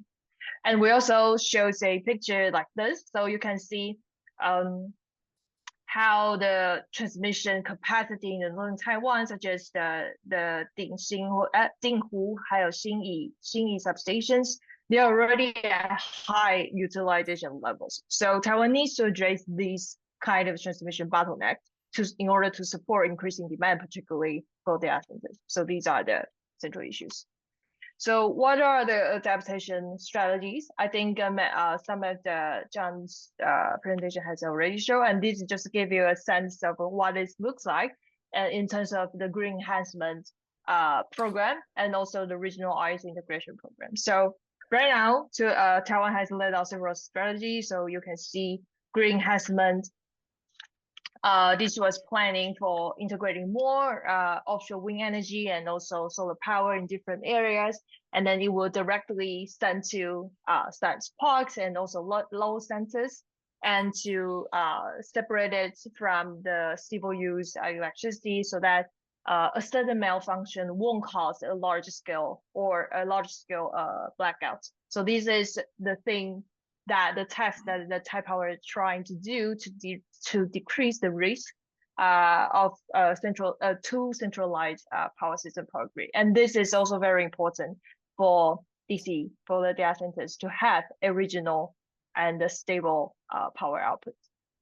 So, and in terms of green electricity that the data center will need, is that we are also trying to increase our renewables capacity in the next 5 years. So this is just a picture to show you how the timeline would be.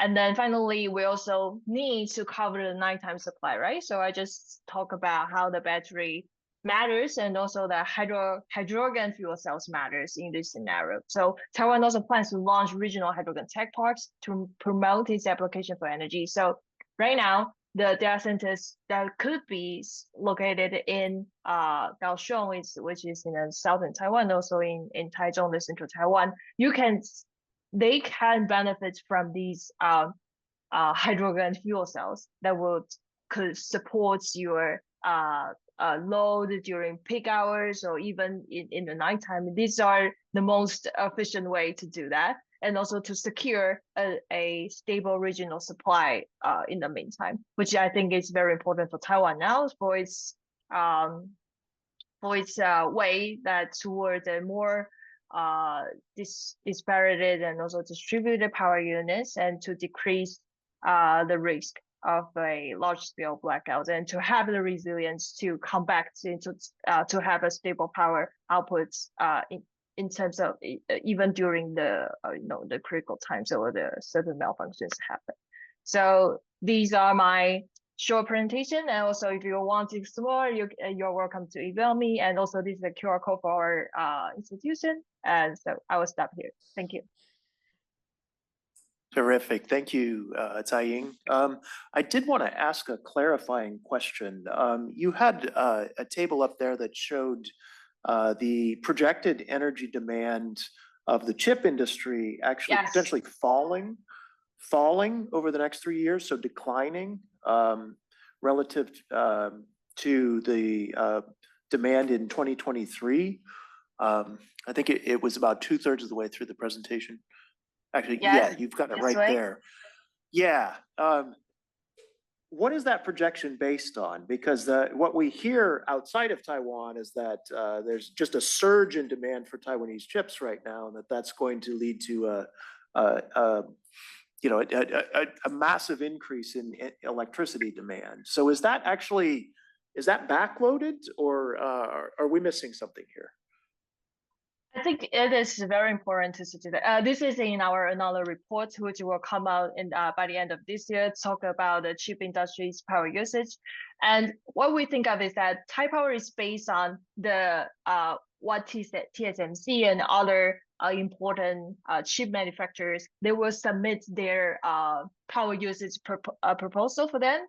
So they are actually based on a certain data and evidence. And this kind of decrease, I would expect, is because of recently many people talk about the higher power usage of the EUV tools, right? So there have been a lot of efforts that's been done by TSMC and its partner SML. They're trying to reduce the power usage of EUV tools by, for example, introducing the sleep mode. So it's very similar to what AI industry and AI chip trying to do, is that you can just, shut it down for a while, because if you are not using it in the processing flow, and then only by that action, you can already save like 30% of the total power usage. So this kind of efforts will be increased in the following years. So I think that's one of the reasons why you can see the bull bars are a little bit decreasing in the following 2 years. And the future growing, I would expect. It's still increase, though. It's increased from. It's annual increase amount.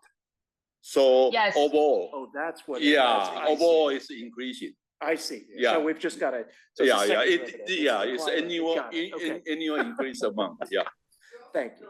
Fabs and a lot of other places now. Yeah. Right. So overall it's increasing. Okay. Thank you for that. Okay. Yeah. Got it. Thank you, Tsai-Ying. Thanks very much. No problem. So our last presenter for the panel is Gwyneth Wong Reeves. Gwen, the floor is yours. Thank you, Carlos. And then hopefully the energy consumption situation would be as Dr. Liu mentioned, that in the coming 2 years, the rate would not be as aggressive as recently, so Taipower can have a little bit less pressure. So I represent GE Vernova, and you might have heard of GE, General Electric. Just give you a short briefing about GE Vernova. GE Vernova spun off from General Electric in April this year, and we are a purpose-built energy company. And our portfolio focuses on gas, nuclear, renewables, including wind, hydro, and many, many solutions that we want to provide to our customers and markets and countries around the world. And like many fellow panelists today, I also wear different hats. Meanwhile, I am also a board member at emergence Taiwan and co-chair of emergence Taiwan's infrastructure committee. So I very like today's setting, because I think my sharing would be pretty aligned with Dr. Chen's presentation, but from a industry perspective. So like in the first session, people talk about AI and data center, how they drive energy consumption. Globally, right now, altogether, data center, they consume around 1 to 2% of total power. And by the end of this decade, the number can increase to 3 to 4%. That means the carbon emission can double between 2022 and 2030. So now we have two major pillars. One is the increasing demand of electricity. The other is increasing emission of carbon. And now look at the case of Taiwan.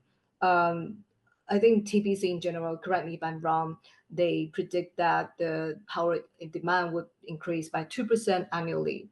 But I think recently there are data shows that number could be slightly higher. So that's why I say I hope that Dr. Liu's hearing could be accurate, so that we could have a little bit of pressure. But just take TMC alone, this company, they consume around 5% of Taiwan's total power, which is equivalent to 3 million households in Taiwan. And now, I think Taiwan government did a lot of good policies, especially dating back to 2016. They decided to bring Taiwan away from coal to gas.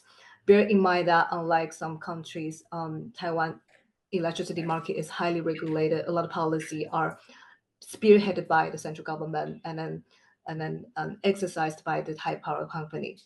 So that's why starting 2016, many companies, including GE Vernova, we are installing gas turbines across Taiwan, like the map shown by Dr. Liu, from north, center, and the south, mostly on the west coast. And now I want to identify one key challenge for this deployment: environmental impact assessment, not just for the power plant itself, but also for the storage and receiving terminals for natural gas. Years back, if you might remember, there had been a lot of opposition against the third terminal establishment. Luckily, the government addressed the issue successfully, but then I think Taipower still has a few number of terminals in the pipeline. And if such public perception issue cannot be addressed, then that would certainly delay this deployment. And that would pose, I think, the first challenge for Taiwan, especially when it comes to the issue of energy security and resiliency. Meanwhile, also around that time, the government decided to welcome a lot of offshore wind developers to Taiwan. And I think Taiwan was a beneficiary from COVID. Ironically, I know COVID caused a lot of trouble globally, but Taiwan, as one of the few markets around the world where business can still be ongoing as usual, pretty much. So that's why a lot of foreign investors, they decided to come to Taiwan to take advantage of the wind farm around Taiwan Strait, and also taking the advantage from the incentives provided by the Taiwan government. I wanted to highlight one thing Taiwan government did really good was the support for labor issues.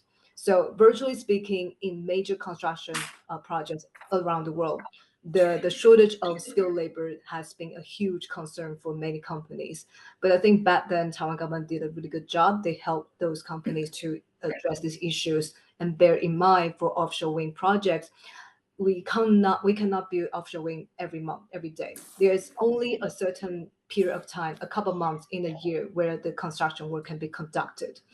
However, there are challenges, and mainly the localization issues. Recently, Taiwan government had relaxed the localization content requirement, but I just wanted to highlight that previously, because of the requirement was around 70%, and that was quite a lot. I remember a European wind turbine maker, in order for them to work with local suppliers, they spent a lot of efforts so that the local company, they can reduce the hours making turbines from 1,000 hours to 48 hours. So now you see the gap, how much efforts and investment both sides have to put in to increase and to meet the capacity building.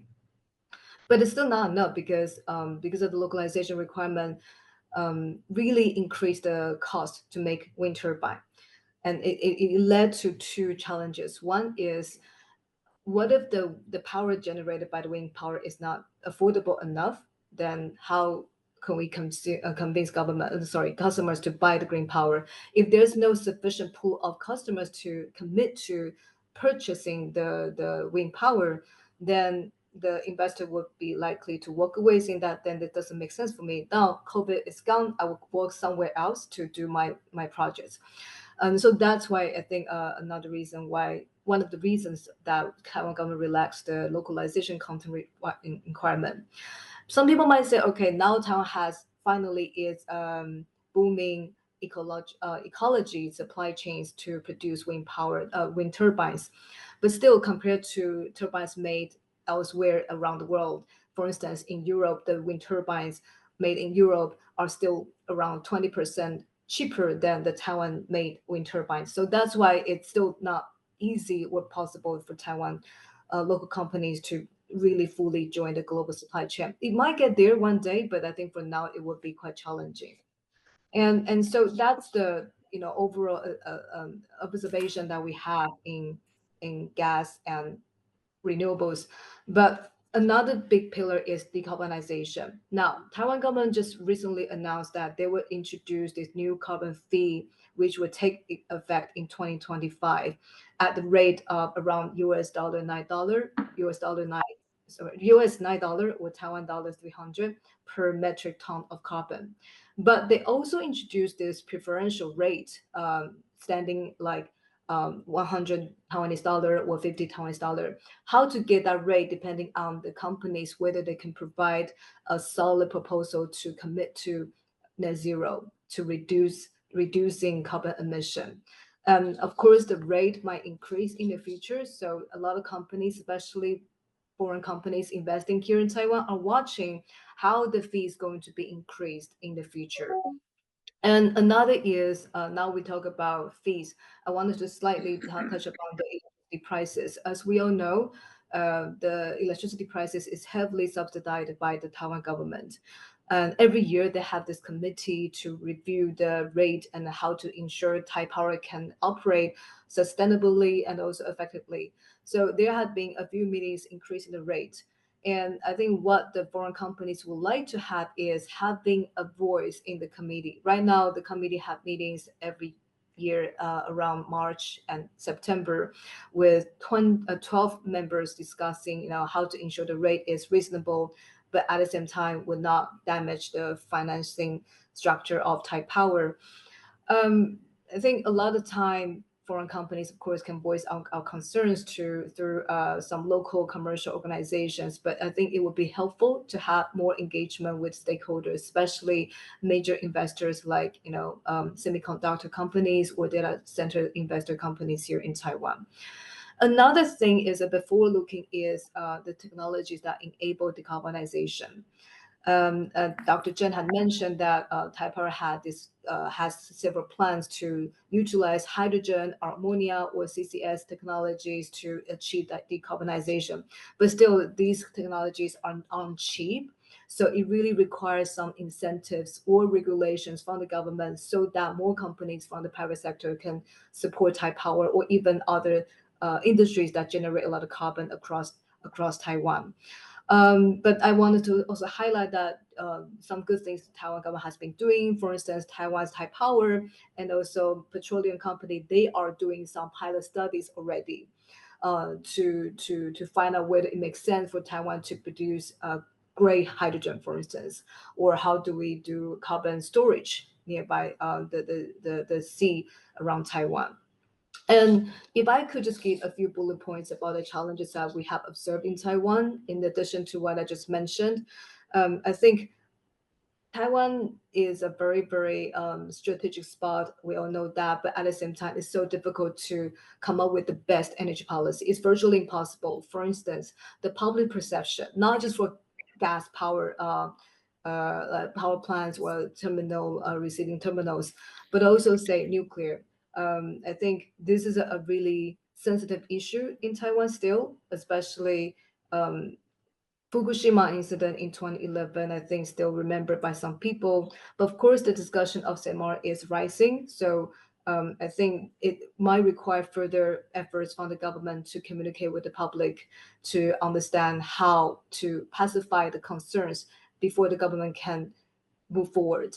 And the same goes with offshore wind project or onshore wind project as well. So public consent really is a key issue.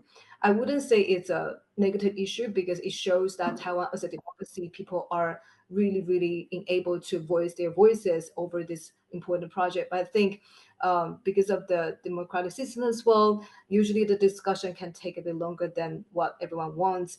And at the same time, Taiwan is building so many new fabs or data centers. How do we ensure that the discussions will not delay or cripple the TPC from providing sufficient energy to those tech companies and the rest of the markets would be a big concern. Another is market, especially in battery. So now we have talked about power supply and also potential technology deployment of decarbonization. How about battery? We need battery to ensure that when the sun is not in the sky, when the wind stops blowing, we have electricity to be stored. And then when Taiwan needs power, then we have sufficient battery.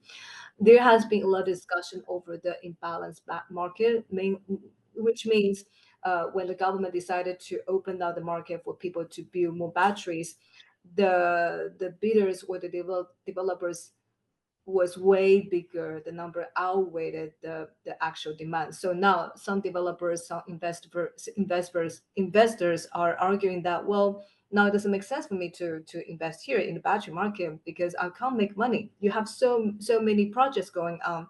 And can you help us to negotiate a better rate, or can you introduce a better mechanism for us to offset our loss? I think this is a market issue. And I think in MChan we have a lot of discussions, and we are really gracious that we could have a lot of communication with the Taiwan government. This issue cannot be addressed instantly, but at least I think it has been recognized and discussed.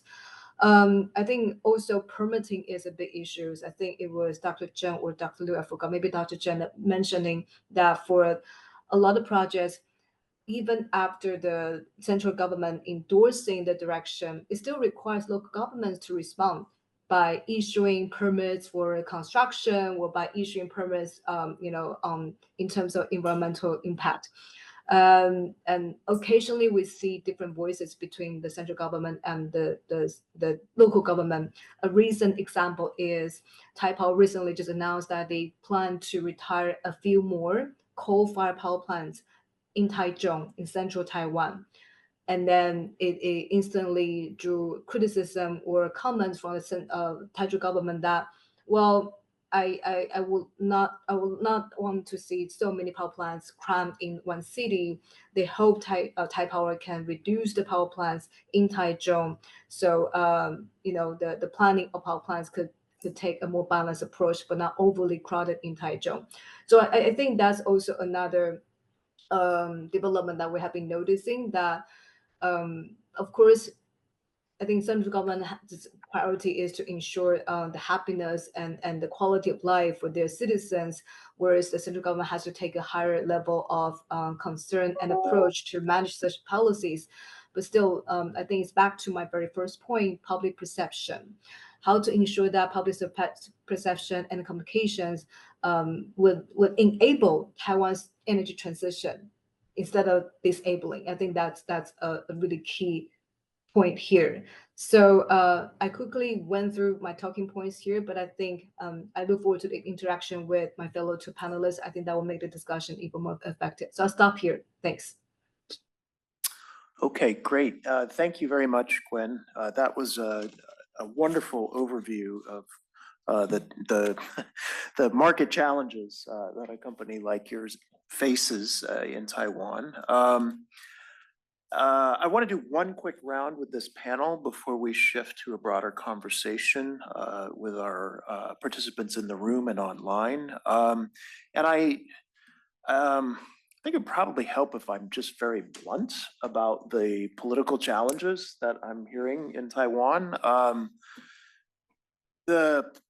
On current trends, I'm having trouble seeing how this all adds up to a solution for Taiwan's energy mix going forward. We've got, as we just heard in the last hour, a potentially huge surge in demand for electricity driven by AI and semiconductor manufacturing. And those are critically important to Taiwan's long-term economic vitality.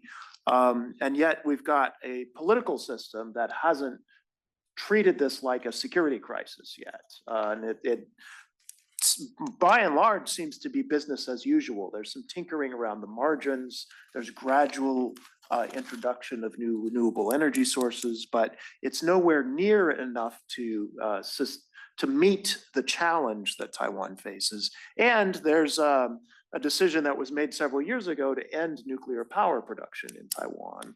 And that still today has not been effectively reversed. And so I don't know how Taiwan makes this work over the next 10 years. How do you meet this surging energy demands while still maintaining some semblance of energy independence and security?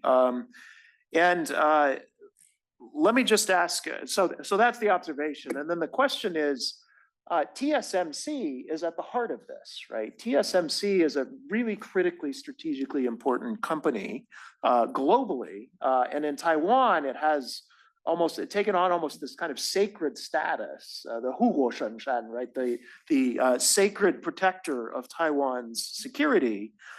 So it has tremendous political influence right now in Taiwan. And so I'm curious whether TSMC in their I would characterize it as pretty desperate efforts to secure future energy supplies, whether they are trying to weigh in on kind of the political conundrum that Taiwan faces right now on energy, and whether they're able to put their hand on the scale and tilt things towards a solution to this dilemma. So let's do a quick round and then we'll open it up. Guoxin? Yeah, I think you just mentioned about the nuclear power, right? Originally, the previous administration want to phase out in 2025, right? And now you have a new government comes in. However, they are all the same party. Right. It is, politically, if you want to have a dramatic change in the energy policy, you need to do it in a very dedicated way. So in addition, within the DPP, the current ruling party, there are still a lot of sentiment against the nuclear power. However, as time goes by, especially globally, nuclear energy, is kind of suddenly wake up, right? Everyone are adopting nuclear energy. And Taiwan, Taiwan aware of this. So, for example, I have friends around me. Originally, they were against nuclear power plant. And some of them are gradually changing their view, So I think this is something, I think the government is waiting to build the consensus, like I mentioned earlier, right? And I think it is not far away. I think things are changing in the right direction. When that will happen, hard to say, but I think maybe sometime, before, in the middle of next year, they might have changed, but it's an issue Taiwan need to face. Right? You need a stability power supply. You need the energy security. You need the carbon reduction. What else can you do? Nuclear power, right? And you have two power plant has been running smoothly, right, for 40 years. Okay, if there is a problem, the problem surfaced as before already, right? You have something available there, right? You can extend another 10 to 20 years. Why not? So I think this, for this, I think I must say, more than 50% of people in Taiwan already agree, on this one, from the public poll. Even DPP supporters, is changing in this direction. For TSMC, as you said, safeguard Taiwan. So they have in Taiwan, they are treated very special as well. So, in Taiwan, the power supply, they have different level, right? The first one, if there is a power outage, they have 4 categories. If there is a power outage, the first level will be out of power right away. TSMC is the number 1 level. So in addition to that, they also have some new power plant built. They supply power directly, just they supply power for TSMC, So I think in TSMC in Taiwan, in terms of power usage, I don't think it's probably a concern, but not a big concern for them. However, they do have a concern. They want to use renewable energy because of their customers' request. For that regard, I think that's why I mentioned earlier, it is very critical for Taiwan, the economy continue to grow, and Taiwan need to have a, reduce the carbon emission, and at the same time need to continue to develop renewable energy. So. Okay, Tsai Ying? Okay, yeah, I'll try to answer 2 questions. So regarding the nuclear one, I'm currently not the 40% of the supporters. What's misunderstood. So because there are a few reasons of that. Because one is that if you are going back to use nuclear in Taiwan right now, it will cost a lot. It was not just about the restarting cost of using the first and the second nuclear power plant, and also regarding the administration time that you will need to have the new licensing to go for to restart or to extend the usage of the Taiwan's third nuclear power plant. So considering all these costs, and especially about the new political phenomenon about Trump's re-election, they're talking about to put more taxes on protecting Taiwan, that could to add more pressure to Taiwan's financial burden in terms of when the vice president trying to keep pushing forward the renewable energies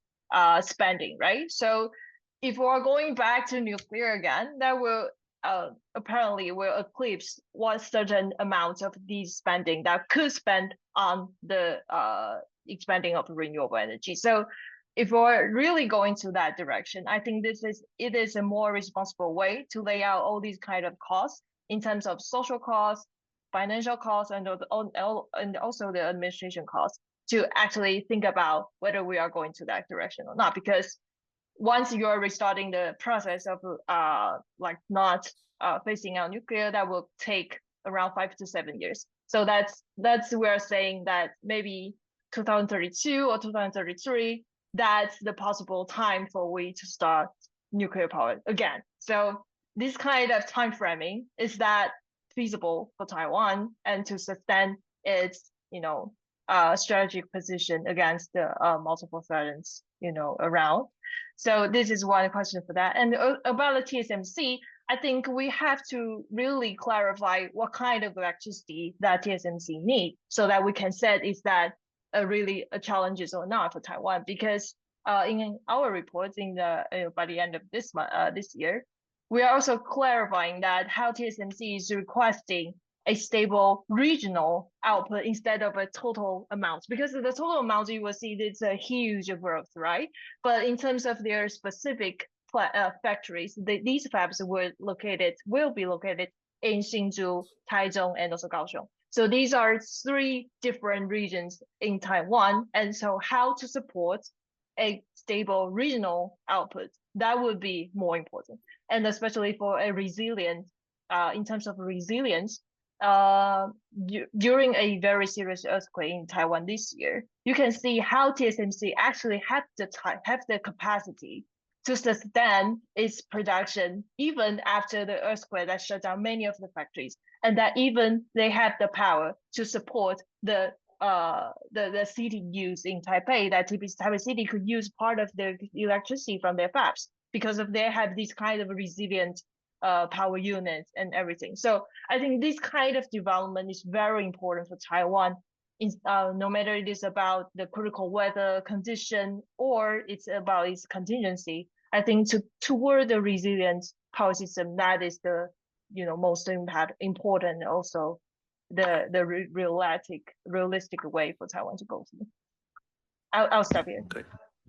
Okay. Great. I think yes, thank you. So I think for nuclear, yes, maybe like Dr. Lu said, even if the government decides to restart the existing nuclear power plants, whether going to be decommissioned one or the one decommissioned already, it would take minimum 6-7 years. But I think for the government point of view, they are looking long term, right? They are not just looking at the next 8 years, they're looking at the next 20 years, 30 years, whether Taiwan has sufficient base load.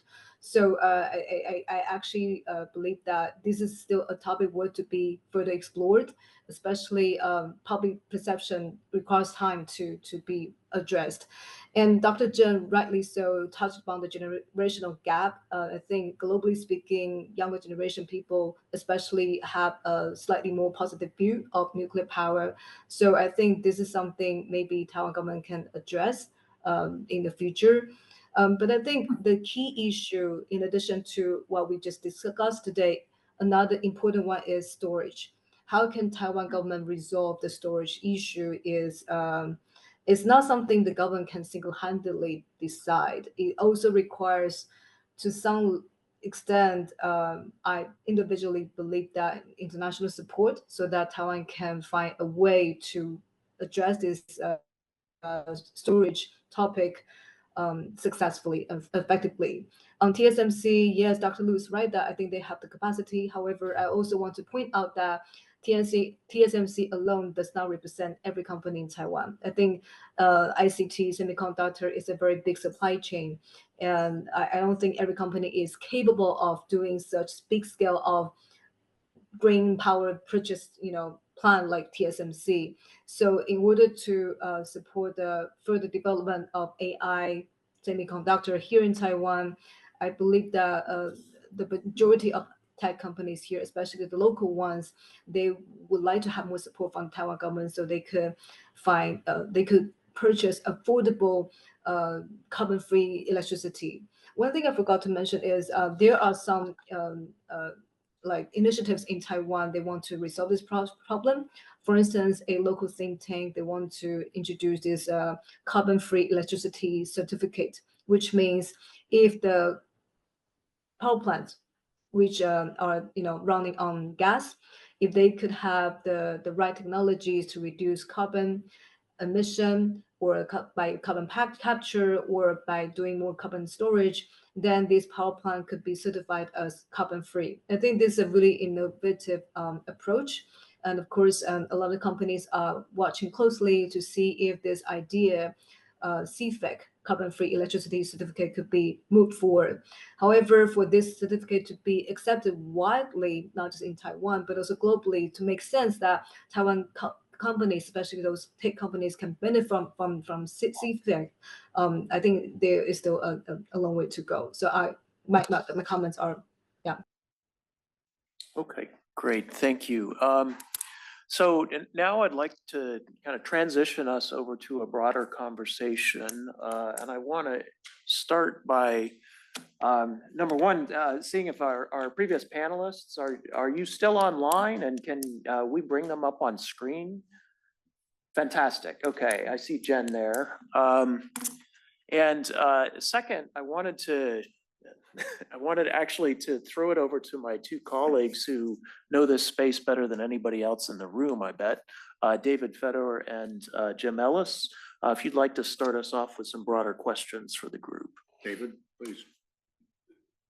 Thanks, Karis, and to our panelists, and appreciate folks staying online. Just a quick observation and some of my takeaways from some of Admiral Ellis's initial set of questions, what I'm hearing on the US and the Taiwan side, and then an open question for the group on what more could be done.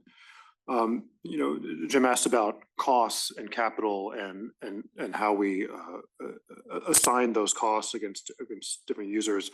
I heard from Paul, from Jared, and Jen.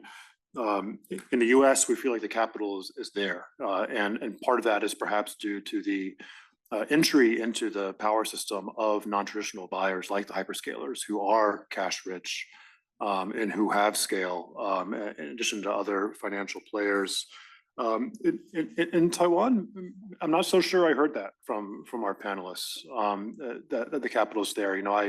We heard about the sort of government setting of rates for Taipower, and I look at their balance sheets and they're losing billions of dollars a year based on those rates. And so that, that gives me some pause about, particularly with their sort of traditionally vertically integrated status, about their ability to put some of this investment to both drive down emissions and increase capacity and security at the same time. Perhaps, that speaks to, drawing from the US experience, the wisdom and the utility of bringing in some of these non-traditional players into the system and finding creative ways to do that through direct access, through allowing the hyperscalers or the manufacturers who have a real incentive to get that right, to make sure they have the supply they need, to also be participating in the furnishing of that supply in a more direct way without having to be mediated through utilities, which actually we're trying to sort of program around ourselves in the US. The second question of technologies, do we have the technologies? And I heard from Paul in the US, the answer is all of the above, given the scale of the growth and the speed. And I think you can talk about which technologies can serve need at which different time frames. We had a discussion of nuclear in Taiwan, and I guess I just observed, Jared mentioned, compute's going to go where there's power and where there's cheap power. I do have concerns, especially whether it's in the midterm or the longer term. If Taiwan is keeping options off the table, they will always be less competitive than the next player. And so, as we think about compressing, or 6-7 years, think about compressing some of those timelines. Just observe whether it's for traditional plants in the U.S. We're working now in a very sort of unprecedented effort to restart plants. The NRC is surprisingly moving in a sort of flexible and fast way to do that in a very constructive way. They're a collaborative organization by their nature. The NRC has embedded regulators from other countries who observe their processes. I think this is a great opportunity for Taiwan to send people just to observe that process, so that it's not waiting to see how it works in the US, then deciding we're going to do it in Taiwan, but sort of doing that in parallel, so people are getting smart at the same time and learning from each other's mistakes. Similarly with SMRs, if that's going to be an option in Taiwan, we're not going to have SMRs in best case in the US until 2029, 2030. I wouldn't want to be in a position where Taiwan's saying, well, wait for 2030 and see how that worked, and then we'll do our own sort of 10-year process to build SMRs. Embed now, learn alongside, especially with these huge buys that we're seeing from the hyperscalers that are really have the potential to get through first of kind costs down to nth of kind costs. So, embed now to keep those technology portfolios open. Permitting. Okay, I'm hearing permitting is perhaps the limiting factor in both areas. We're democracies, and maybe this is sort of something we're just going to deal with this in the geopolitical context of where compute goes and where you're able to build things, and we'll have to learn from each other. I'm struck by this point of narrative and the opportunity that is presented by sort of a broad social interest in. It's not just power, and it's not just climate, which has sort of been the dominant narrative, but there's this other sort of competitive element with the growth of AI, and I think people understand that. I think the next big energy bill in the U.S. is not going to be an energy bill; it's going to be an AI bill, but it's going to do everything about energy. I think that's an opportunity to sort of break through some of these sort of the permitting questions that have become quite politicized. Sort of grid is blue and pipelines are red. And perhaps that's an opportunity in Taiwan's highly politicized energy environment as well, to cut through some of these decades-old sort of factions about how you cite and don't as you're expanding the pie. So now I'll sort of turn to my question, and there's the U.S.-Taiwan shared interest and potential for collaboration here. I think chips has been sort of the broader semiconductor question has been, you can sort of disagree with the quality of certain commentary on that, but more has been written and said about Taiwan in the US press in the last few years than probably the last decade or two, just because that became so salient to Americans, to policymakers, to businesses. I think there's a potential for that in AI and the compute needs as well, to sort of bring US and Taiwan closer together. And my question for any of the panelists would be, are we seeing that level of collaboration now across US and Taiwan on some of these shared issues in the AI space, whether it's government to government, where sort of, we have some limitations, we have infrastructure to do that, or is that business to business conversation of the sort that, Gwyneth is right at the center of, where I think that is alive and well. Jensen's in Taiwan sort of every month giving speeches about this, but our governments can't talk about it. Is there a way to break through this? And I just observe also on the AI side, US, Europe, AI is becoming this thing for other democracies to talk about what their strategy is around the world. And I worry that Taiwan is not at the table for those conversations as those conversations are being had between the US and other partners in Europe. So, if there's more that can be done, I would love to hear that, because I think this is a platform for closer collaboration, which would be good for security and economic prosperity of both of our countries. Okay, great. And I've just realized we promised to get you out of here at 7:15 and we are at 7:08. So I'm going to use moderator's prerogative. If there's anybody in the room who has a question, keep it short and direct. We'll just take several questions and then we'll do a speed round through all of the panelists. So any other questions from the audience in person here? Yes, sir. I saw on one of the charts that Taiwan would use hydrogen to supplant other fossil fuels for electricity generation. However, hydrogen can be very expensive energy-wise to create, especially with ammonia and then later hydrolyzing it, right? Does Taiwan have sources of green hydrogen, or is it just gray? Other questions? David, are there any questions?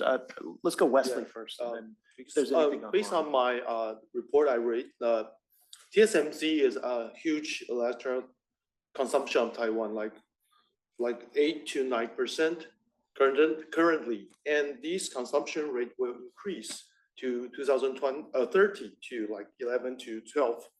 So it is a huge energy problem in Taiwan, and also like Karis mentioned, like 80% energy should import from the other country, and also the renewable energy is unstable right now. So I think I agree with Professor Zhang's viewpoint that nuclear energy is still very important to Taiwan, and the SMR, we should think more about it. And I think, yeah, these issues raise a huge debate in Taiwan, but from my personal perspective, I think nuclear energy is still very important to Taiwan. Okay. All right. Tiffany, last question. I'll keep it very short. So Okay. when I said that if you lag behind some key technological progress, for example, development of small modular AI efficient technology, then it is going to take exponentially longer to actually incorporate it back to the existing infrastructure. So I think my question for all the panelists is that I just wanted to hear that what are some, I think you probably already mentioned that, what are some policy changes and incentives, especially for Taiwan, that you would like to see that the government can provide both the public and private sector to keep up with these energy related tech? You had a. I want to follow up the hydrogen question. I saw the hydrogen production on the northern part of Taiwan, then your storage on central part of Taiwan, then utilization in northern part of Taiwan. Right? I mean, northern south. Sorry, I mixed the northern south. But who is responsible for building transportation infrastructure for the hydrogen in Taiwan? And if so, what's your consideration for the methane leakage? Because hydrogen is very light. I mean, what's the strategy behind you have 3 different locations for the production, storage, and the utilization for the hydrogen? And if I'm allowed, the offshore wind. What's the role for the offshore wind in Taiwan's energy mix? Okay. So we've got a lot on the table. I'd like to return to our first panel, and we'll just have you react to anything that you've heard in this session so far. Give us a couple of takeaways, and we'll go in the order that we started, that we presented with. So Paul, you're up. Yeah, I mean, I would comment, and maybe it's a little bit of the zeitgeist of what's happened last week, but I do think that all the above, I'm hearing a lot about hydrogen, I hear a lot about net zero and so on. I do think what we're seeing in Europe in terms of energy security, forgetting about energy security, forgetting about energy prices can be a fragile environment. And availability. We talked about that a little bit earlier, but I do think, at least from my point of view, while those are all kind of good points and good questions, I do think balance in energy policy drivers, should be important for any country. Okay, great. Jen, your thoughts? Yeah. One thing I just want to expand upon, I think one of the gentlemen just touched upon it, is what does that secure and resilient supply chain look like for AI overall? So we know that the CHIPS Act was a first effort in that. Is there another pillar that is some type of energy act or a nuclear energy act that really looks at building out that supply chain so that it's secure and resilient? We know we won't get more semi-fabs, as has been discussed, are very high energy consumers. So is there something that could be put together there for both of our national competitiveness? And then two of the other pieces to think about are education of the populace. It's not just in Taiwan that people are nervous about nuclear. I think that's globally, in the US as well. And then the last piece is workforce training. How are we thinking about the labor that will be needed to maintain these solutions moving forward? Okay, great. And Jared, parting thoughts? Yeah, I'll be very brief. I mean, I think on the policy side, what would I want to see on the U.S. side? I very much agree with what Jen just said. There's a complementarity to, all right, you need to get chips figured out, you then need to get the power figured out. And I think that's a good way of putting it. I don't want to say that I have a very strong opinion about this, but I think it's worth thinking about. There is an argument that, hey, we need to get the grid figured out, we need the conductor sizes figured out, we need to get permitting and siting and a bunch of stuff figured out, or we could just lean into behind the meter on really big loads. That's a thing we could choose to do, and even lightly incentivize them and say, look, things are paired, get good at building them together. I'm not saying that's the answer, but that's a thing that's probably worth thinking about. And I would like to see folks think about that before we automatically assume that we have to have, large network generation to effectively power point loads. The second thing, and this is actually more of a question for I think for kind of follow on and perhaps for some of my colleagues, is all the above mix, I think is absolutely right, particularly given the timeframes that we have to work with, which are both, you have to solve it in both the short and the long term. In the US, there's a reasonable hypothesis that advanced geothermal in particular could be part of this, because you are looking at firm power and you are looking, particularly for the US, a workforce that is pretty substantially experienced in the same type of operations that you need to do that come from the oil and gas industry. I think, Dr. Cheng, you mentioned in your, I think in one of your slides, geothermal. Yeah, you had it there as a I'm not really sure that Taiwan's going to do a lot of it. If that's true, is that because of the resources aren't there, the geothermal resources aren't there, or is it because of workforce or cost? Okay, cost is the main issue. So you have right now they have below 3,000 meters. That's what currently Taiwan is developing, and the capacity is about 8 megawatt. But the power it can generate only about 2 to 3 megawatt. So that there are a lot of problems. That's why. So right now Taiwan is focused, is going to develop, the deeper one. So will be above 3,000 meters. So I think that's where people believe it has huge potential. But the issue is you need to identify the area, The resources, yeah. the resources in the government is helping out on that one. Okay. Other parting thoughts, Guoxin? And then we'll, yeah. Actually, yeah. Let's, so Tsai-Ying, do you have any parting thoughts for us? Any pearls of wisdom you'd like to leave us with after this conversation?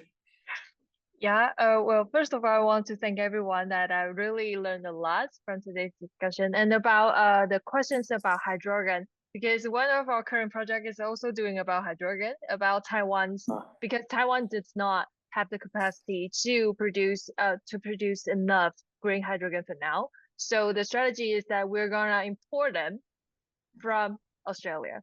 So right now we're doing a research on how Taiwan and Australia can build on they have established a certain partnership in terms of energy imports for now. So how to expand that and how the Taiwanese manufacturers could play a role in this Indo-Pacific hydrogen supply chain. I think that is very important, essential thing for Taiwan to do in the next few years. And in terms of the different location of the hydrogen parks in Taiwan that they are planning to do, the major issue, correctly, yes, it is about the transportation. So transportation cost of green hydrogen is very high. So right now Taiwan has a certain capacity because they have been importing ammonia or exporting ammonia for a long time, like 50 years. So we have the technology and also the tanks to have this green ammonia to be imported from Australia or other places to Taiwan. That is for sure, there's no problem. And now, from my understanding, I think there is a project that's doing a feasibility study that we will open a receiving terminal for green hydrogen in the southern part of Kaohsiung Port.